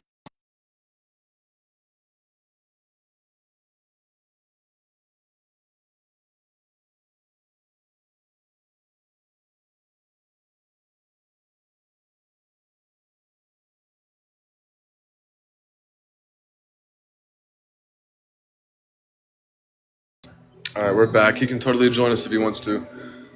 Let's see, guys. Here, Beatty, will you please move off my pillows? My cat stole my seat. Put you guys up right here.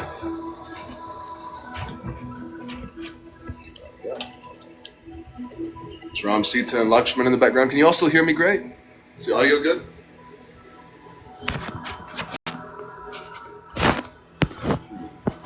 I'll do it like this. Hold on.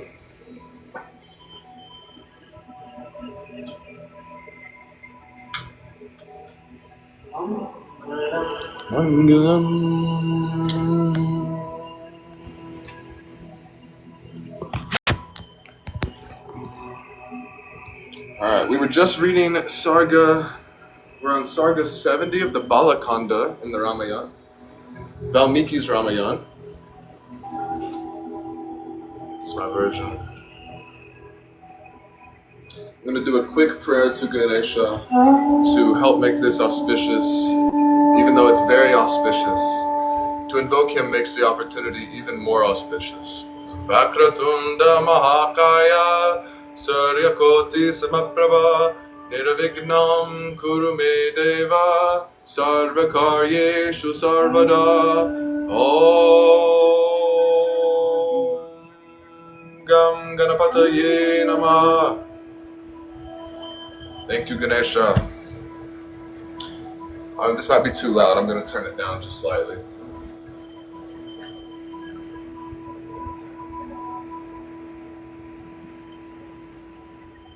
Hopefully we can still hear that. We're on Sarga 70. We just read the part where Rama broke Shiva's bow and won Sita's hand in marriage. When Vashishta had finished speaking in this fashion, Janaka cupped his hands in reverence and replied, "Bless you. Now if you please, you shall hear me recount the genealogy of our eminent house. For best of sages, on the occasion of his daughter's betrothal, the scion of a noble line should fully recount his genealogy. Please listen, great sage. There was once a righteous king, the mightiest of men, named Nimi, renowned for his deeds in all three worlds. His son was named Mithi, and Mithi's son was Janaka, the first of that name. After Janaka was born Udavasu. After Udavasu was born righteous Nandivarndana, and Nandivarndana son was called Sukitu. After Sukitu, the righteous and mighty Devarata was born. The royal seer Devarata had a son known as Bradrata. Bradrata had a son, the valorous hero Mahavira. Mahavira's son was the steadfast and truly valorous Sudhirti. And Sudhirti's son was the righteous, nay, the very righteous Durstakitu. The royal seer Durstakitu had a son named Haryashva. Haryashva's son was Maru. Maru's son was Pratindaka. Pratindaka's son was righteous king Kirthirata. Keturatha's son was known as Devamida. Devamida's son was Vabuddha, and Vibhuda's son was Mahedraka. Now please forgive me, Sanskrit is not my first language. I'm doing my best here. Mahadraka's son was the mighty king Kiritiratha. Maharoman was born to the royal seer Kiritiratha. Righteous Svarnaroman was born to Maharoman.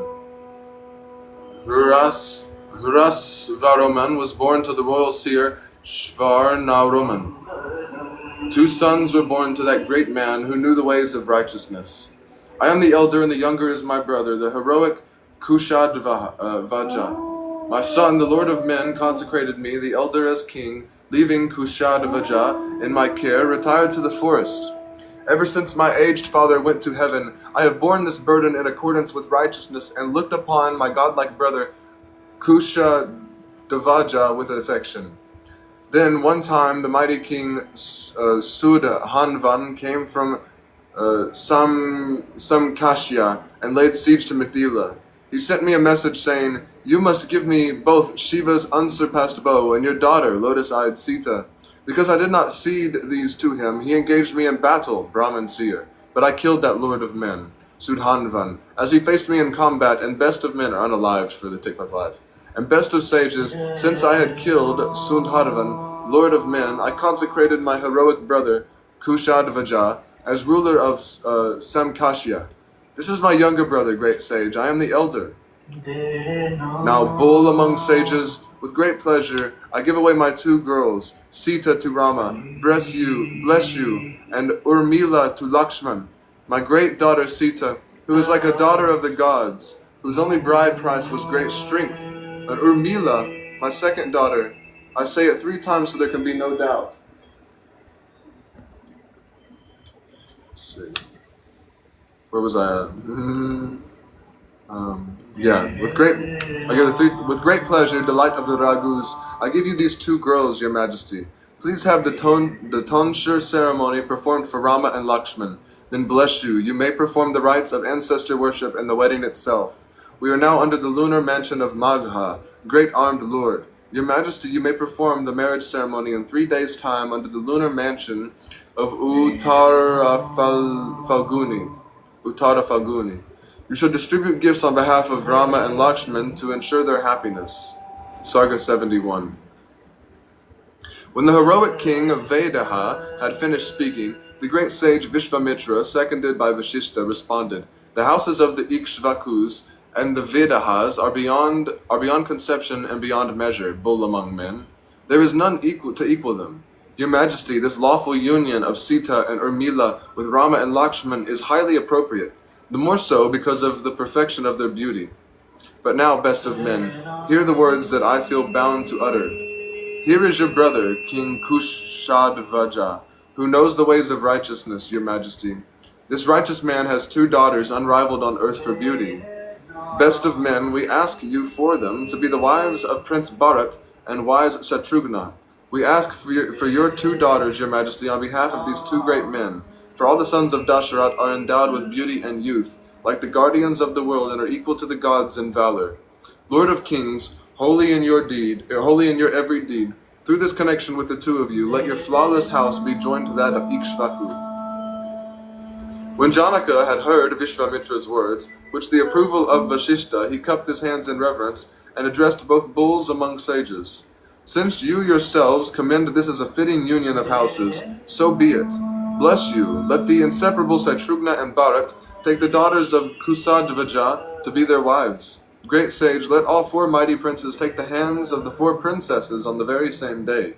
Brahman, the wise recommended that marriages take place on the 2nd of the 2 days of Falguna, when the god Bhaga presides as Prajapati, lord of creatures." When King Janaka had uttered these agreeable words, he rose and, cupping his hands in reverence, addressed the 2 eminent sages. "You have discharged my highest duty for me.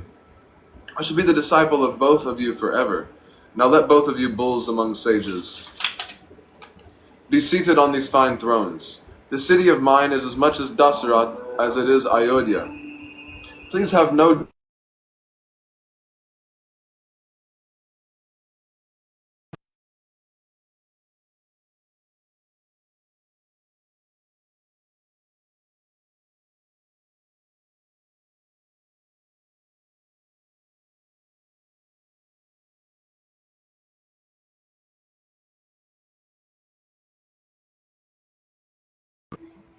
My partner telling me when they got off work.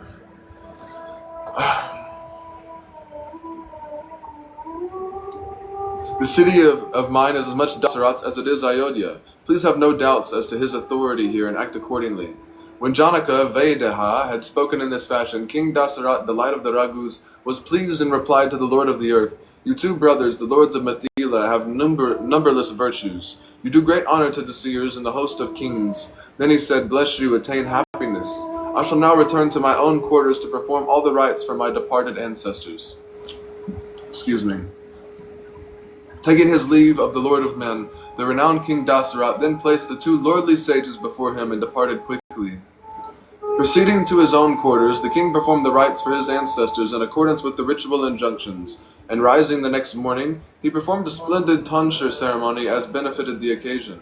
The king, Lord of Men, in keeping with traditional practice, gave hundreds of thousands of cows to the Brahmins on behalf of each of his sons. In this way, the bull among men gave away 400,000 milch cows with gilded horns. Whew! Excuse me, tried to yawn. The bull among men gave away 400,000 milch cows with gilded horns, each with a calf and a milking vessel of fine brass. And the delight of the Raghus, devoted to his sons, gave on the occasion of their tonsure ceremony much additional wealth to the Brahmins.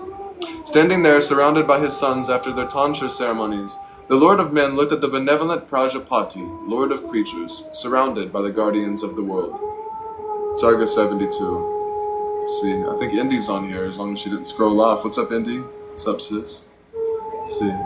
Now it happened that on the very day that the king performed that lavish tonsure ceremony, the hero Yudhajit, son of the king of Kakaya and Bharat's maternal uncle, arrived. When he had seen the king and inquired about his well-being, he said this: "The royal lord of Kakaya affectionately inquires after your well-being," adding, those whose well-being you have at heart are at present in good health, Lord of Kings, Lord of the earth. I would like to see my sister's son. For that purpose, delight of the Raghus, I journeyed to Ayodhya. But in Ayodhya, Lord of the earth, I heard that your sons had gone with you to Mithila to be married. Therefore I came in here haste, eager to see my sister's son." King Dasarat, seeing that the cherished guest, one worthy of honor, had arrived, honored him with the utmost cordiality. He passed the night in the company of his great sons, and then placing the seers before him, proceeded to the sacrificial enclosure. At the auspicious hour called Vijaya, Rama and his brothers, adorned with every ornament, stood before Vashishta and the other great seers and underwent the auspicious ceremony of the wedding thread. Holy Vashishta then went to Vaideha and addressed him as follows: "Foremost of great men, your majesty King Dasarat and his sons have performed the auspicious ceremony of the wedding thread and are waiting for you to give away the brides. For all affairs are best transacted directly between the giver and receiver. Now you must carry through the splendid wedding ceremony and so fulfill your duty."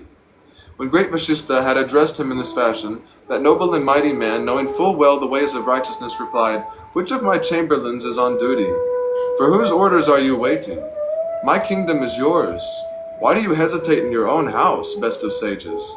My daughter has undergone the entire ceremony of the wedding thread. They now have approached the altar, where they shine like the flames of fire, or they shine like flames of the fire. I am ready. I am standing by the altar waiting for you. Let the king perform the ceremony without delay. What are we waiting for?" When Dasarat heard Janaka's words, he had his sons and all the host of seers enter the king's dwelling. King Janaka then spoke to Rama, the increaser of Kausalya's delight. "This daughter of mine, Sita, shall be your lawful wedded wife.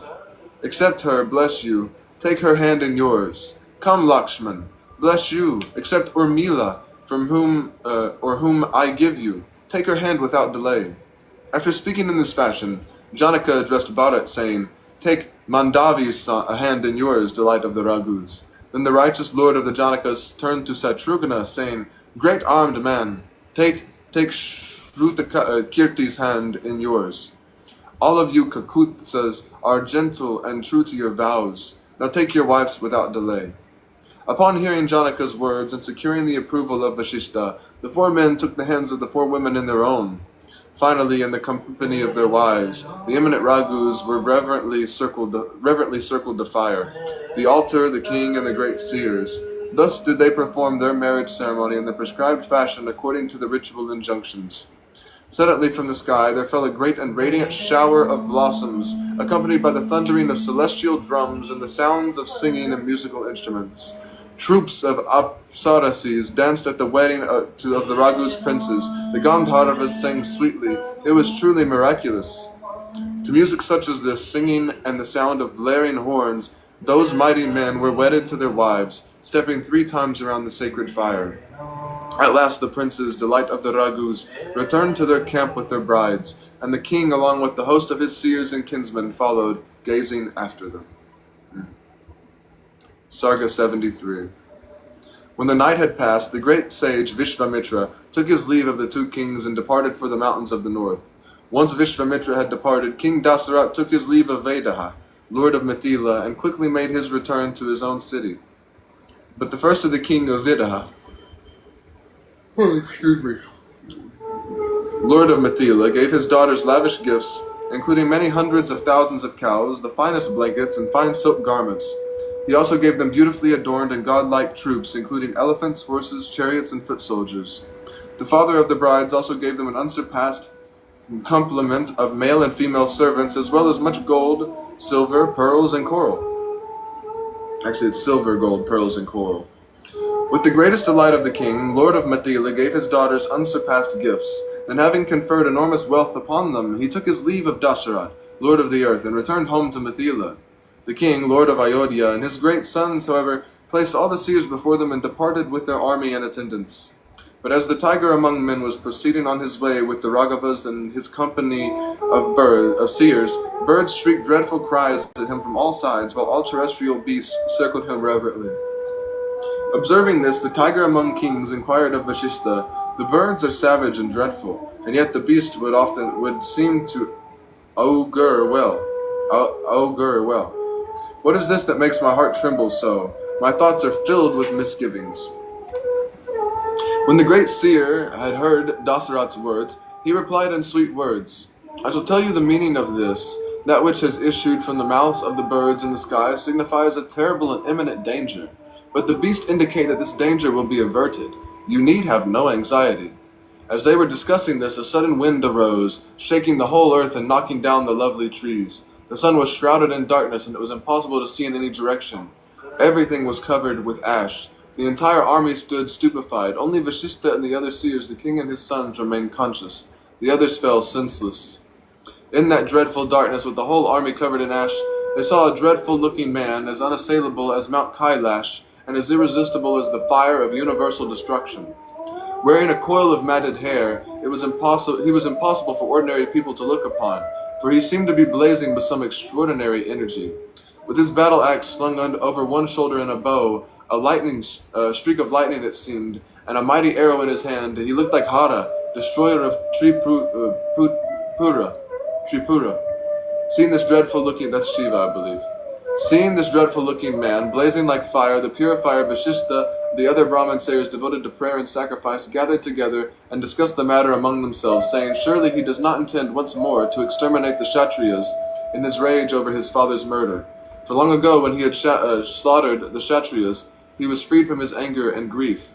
Or unaliving. I gotta make sure I say that for the live. "Surely he does not mean to exterminate them again."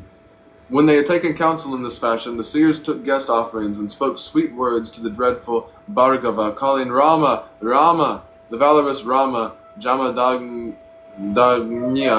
accepted the homage of the seers. Then he turned to Rama Dasharati and spoke.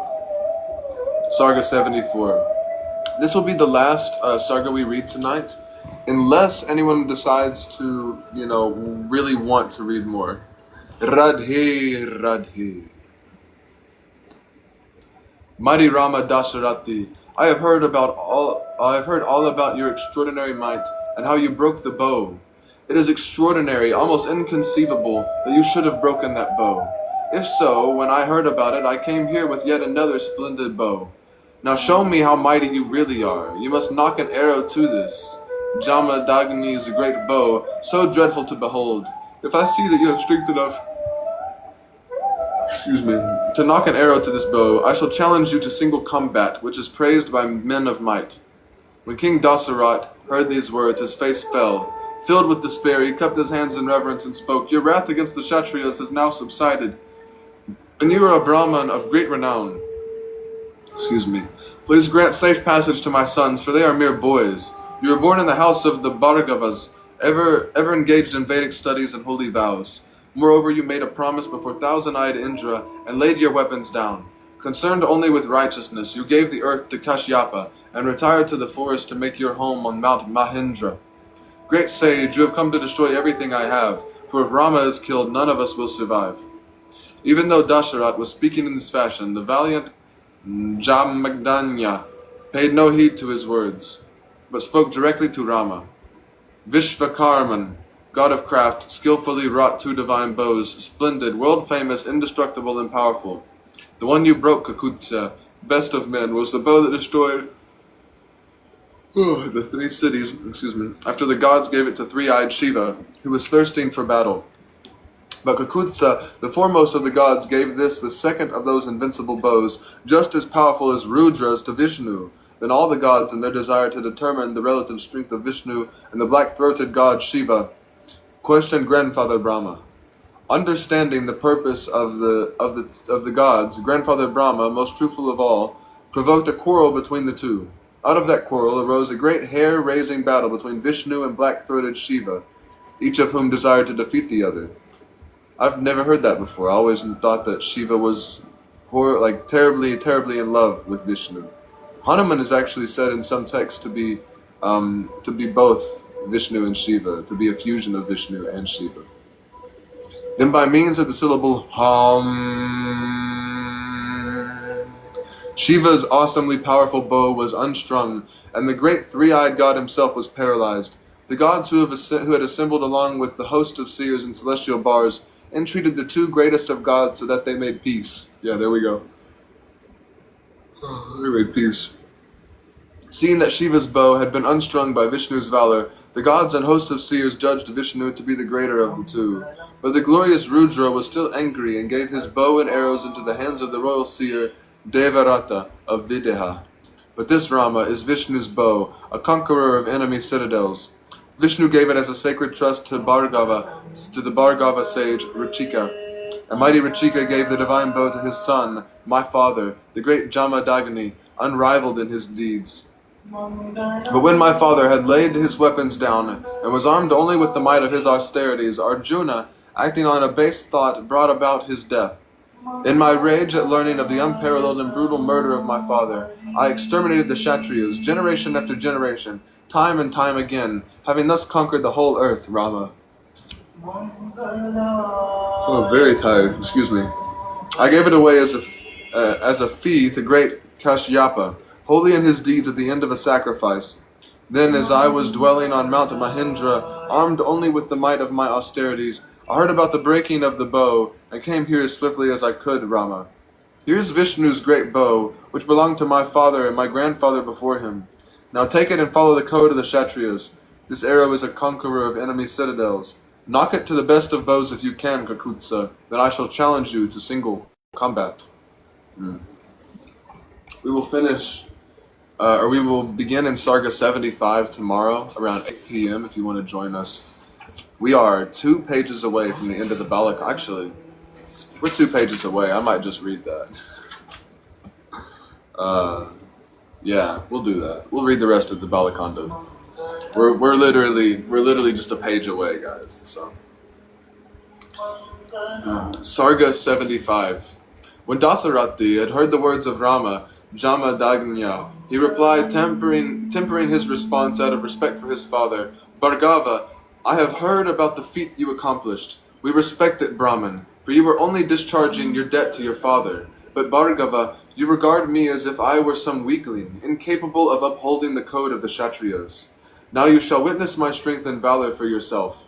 And so saying, Raghava, with rapid stride, angrily snatched the superb weapon, an arrow from Bhargava's hand. Stringing the bow, Rama knocked the arrow to the string. Then Rama addressed Rama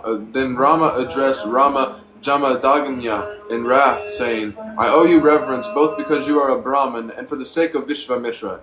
Therefore, Rama, I cannot loose this deadly arrow upon you. However, I shall destroy either your retreat or the incomparable worlds won through the power of your austerity. The choice is yours. For the arrow of Vishnu, which conquers enemy citadels and crushes with its power all pride and strength, never flies in vain. At this the gods and the host of seers put grandfather Brahma at their head, and assembled there in their ranks to witness Rama, holding that great weapon. The Gandharvas, Apsarasis, perfected beings, celestial bards, Kinnaras, Yakshas, Rakshasas, and great serpents also came to see that great marvel. Then as the world stood stunned, and Rama held the great bow, Rama Janadagnya, robbed of his strength, stared at Rama. Jamadagnya was stunned to feel his strength sapped by the power of lotus-eyed Rama, and spoke to him in the voice grown very faint.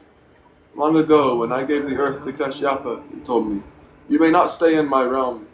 Therefore, Kakutsa, in obedience to my guru Kashyapa's words, I made him this promise, never again will I spend a night on earth. Therefore, heroic Raghava, please do not destroy my retreat. I shall go there with the speed of thought to Mahindra, best of mountains. But with this great arrow, Rama, you may destroy the incomparable worlds that I have won through my austerities. Let there be no delay. For the way you handle the bow, I know you to be Vishnu, Lord of the gods, and the imperishable slayer of Madhu. Hail, destroyer of your foes! All the hosts of the gods assembled here bear witness that you are incomparable in your deeds and unrivaled in battle. And so, Kakutsa, I need not be ashamed of being bested by you, the Lord of the three worlds.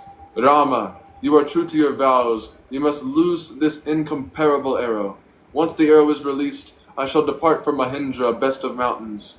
And so, when Rama Jamadagnya had finished speaking, the majestic and valorous Rama Dasarathi released the great arrow at once.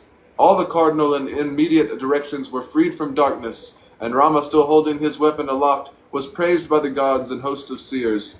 Lord Rama Jamadagnya then praised Rama Dasarath, and after circling him reverently, went back to his retreat. The last Sarga, Sarga 76. Thank you so much for the likes, it helps get it out to more people. Once Rama had gone, Rama Dasarathi, calm once more, gave the bow and arrow into the hands of the immeasurable Varuna. Then Rama, delight of the Raghus, made obeisance to Vashishta and the other seers. Turning to his dazed father, he spoke, Rama Jamadagnya is gone. Let the 4 divisions of the army proceed toward Ayodhya under the protection of you, its lord. Upon hearing Rama's words, King Dasarat took his son Raghava in his arms and kissed him on the head. For the king was overjoyed at hearing the words, Rama is gone. And in his delight he urged his army on and soon reached his city. Adorned with flags and pennants on staffs and echoing with the sound of musical instruments and song, it was lovely as the king entered it. Its royal highways were sprinkled with water, and it beautiful with bouquets of flowers scattered everywhere. It was adorned with throngs of people, jammed with townsfolk crying out blessings, their faces gladdened at the entrance of the king.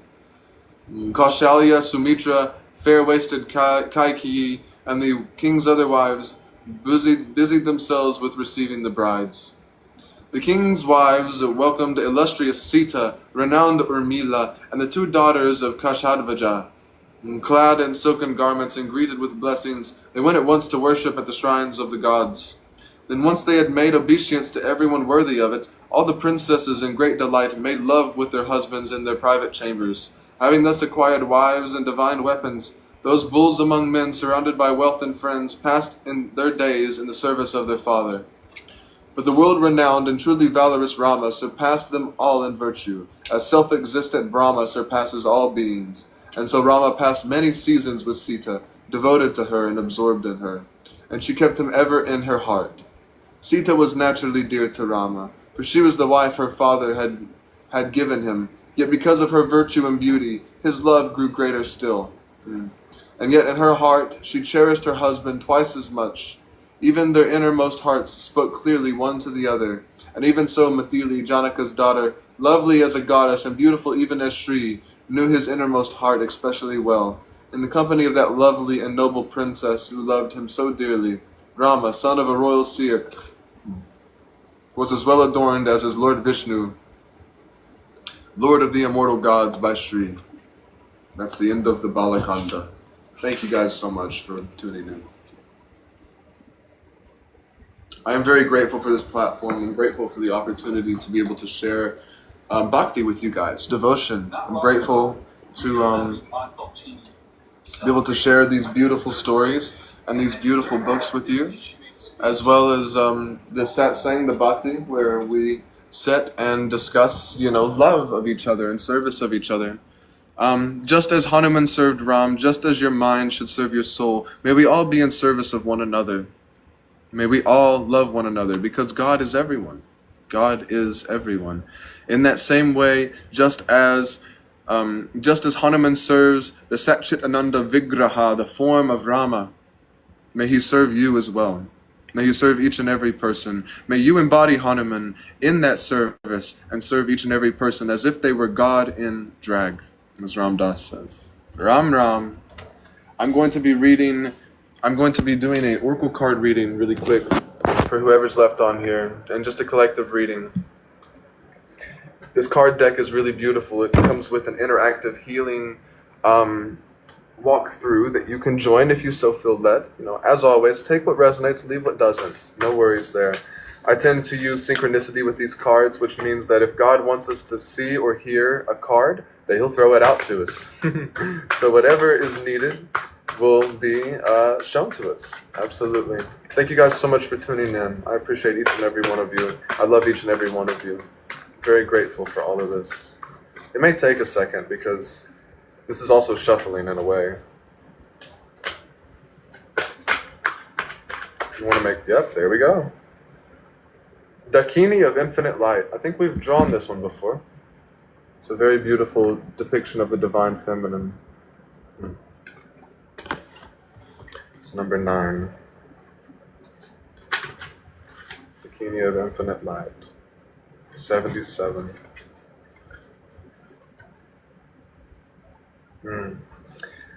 Seek and you shall find.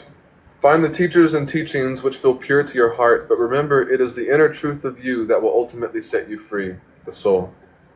Do not give your power away, but do trust in a greater guiding wisdom at work in all aspects of your life. Ask for help from enlightened spiritual beings in any matter of concern, and help shall be granted.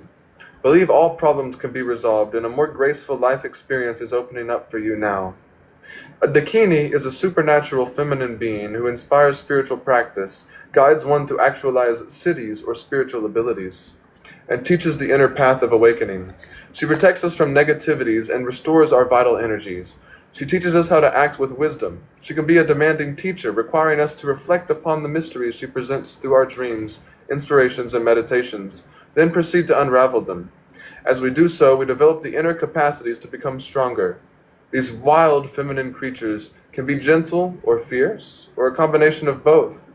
When she appears in a reading, travel your path and explore your questions about spirituality and awakening with confidence, for much progress can be made as you do so. Some Dakinis are fully enlightened, while others are still in the process of awakening. Truly enlightened beings have the ability and desire to assist all other beings to enlightenment. They know how to lead us along the path because they have walked it before us. Beings of lesser development may or may not have such helpful intentions. But even if they do, how can they show us the way when they themselves have yet to discover it? Truly enlightened beings can help us in many ways, from solving problems we encounter in our daily lives to ensuring we are taking the most beneficial steps on our spiritual path. They are our spiritual family, guiding and assisting us from a place of love and skillfulness. The Dakini of Infinite Light, Marichi, is one such being. Marichi is connected with the rays of light from the sun. She is sovereign over all lesser beings. Her many gifts include the capacity to guide one into enlightenment, to heal and repair that which has been separated or broken, and to provide protection during vulnerable transitions. Whenever we venture beyond known worlds and also from misfortune and negativities of all kind, include being manipulated, controlled, or exploited, she resonates with material abundance too, and is associated with providing the prosperity we need to live a happy, long life and make progress on the spiritual path. This divine goddess of the sun brings light on all levels. We need light to see clearly, otherwise we feel confused as to which steps, if any, to take. This is just as true on emotional and psychological levels as it is on the physical. Light helps us see what is happening rather than making assumptions. When we see what is happening clearly, we have the opportunity to make the best choices. The Oracle of the Dakini of Infinite Light ungers an increase of light in your life. This can include a lightening up after a difficult time, an increase of clarity from a helpful healing and higher perspective, or a clear positive path opening up through a troublesome time. Her appearance signifies sacred victory. Call upon her and do not give up. Healing process. You can follow along if you so feel led. I've always found these to be very healing, indeed. Begin your practice by consciously connecting with your breath. Take in a deep breath and then exhale fully as though you were clearing out stale energies from within yourself and purifying yourself. Repeat that 3 times. We're going to take some deep breaths together. I call them nirvana breaths. We're going to breathe really deep in. Squeeze the base of your spine, the perineum. Bring that energy up. Big sigh. Because nirvana means to breathe out in Sanskrit. It's a sigh of relief.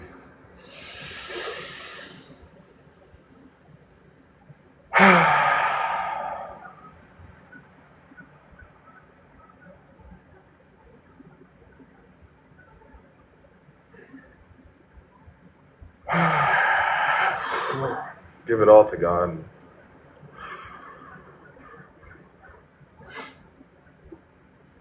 You can place a hand on your heart and slowly say, Mom.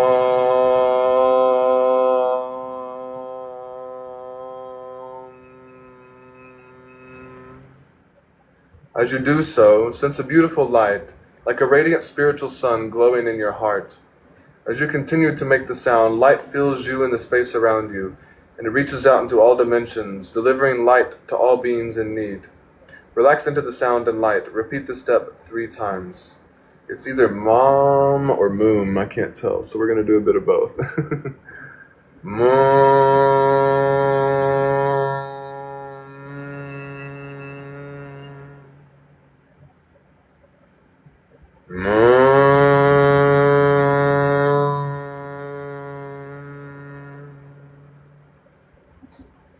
As you do so, sense a beautiful light, like a radiant spirit. Oh, I already did that. Next, say the following mantra out loud as many times as you wish. It is recommended that it be at least 7 times. Om Maritse Mum Swaha. Om Maritse Mum Swaha. Om Maritse Mum Swaha. Om Maritse Mum Swaha. Om Maritse Mum Swaha. Om Maritse Mum Swaha. As you repeat the mantra, sense yourself as a golden treasure vase, filling up and glowing with abundant healing and empowering light which benefits all beings. Then rest, contemplating the beautiful light within you and all around you. When you are ready, ground yourself and hydrate. You have completed your healing process. Mahashakti Devi, Mahadurga Devi, Mahalakshmi Devi, Mahaparvati Devi, Mahakali Devi. We call upon the divine feminine, divine light of the Dakini, of infinite light, the spiritual masters, the feminine spiritual masters who pull us and show us the way toward enlightenment. Jai Ma, Jai Ma, Jai Ma. Thank you. It looks like we are out of viewers tonight. Otherwise, I would continue and we would sing probably to Ma Durga and do a Hanuman Chalisa. But tonight was amazingly auspicious. It was a very beautiful night. We've had more viewers than we've ever had. I'm very happy to be able to bless everyone with bhakti tonight. Very happy to be able to bless everybody. It's not me doing the blessing, it's God. I'm just a vessel and I'm a nobody, but that's okay. I'm very okay with that. I used to be a somebody and I suffered terribly. So we're into nobody training at this point. I love each and every one of you. Thank you so much for joining in. I'm very grateful for this platform. I'm grateful for the opportunity to share. I'm grateful to be able to read the Ramayana, which has become my absolute favorite story ever, and I've known it for lifetimes. I'm positive of it. It's become so real to me. Yeah. So real to me. Let's see. I appreciate each and every one of you. I love each and every one of you. Even those who haven't tuned in. Everyone who did tune in, you know. Everybody who's here now and everyone who's, you know, somewhere else now. They should be there now, as Ram Dass says. I am filled with love. I'm on a very amazing spiritual God high. I hope that you all are as well. I hope you have an amazing night. Sleep well. I wish you blessings of abundance in your spiritual walk, in your relationships, in your finances, in your love for one another, and your love for yourself. Ashe, ashe, ashe. Peace and love, everybody. I'll catch you tomorrow around 8 p.m. And we might read this same chapter again because my two friends, Seraphim and Parish, missed out tonight because they were busy. So we're going to try to reread that or whatever. We finished the Balakanda. That was surprisingly quickly. There are 7 books in the Ramayana. We finished the first one. Peace and love. I love each and every one of you. I'm signing off. You guys have a great night.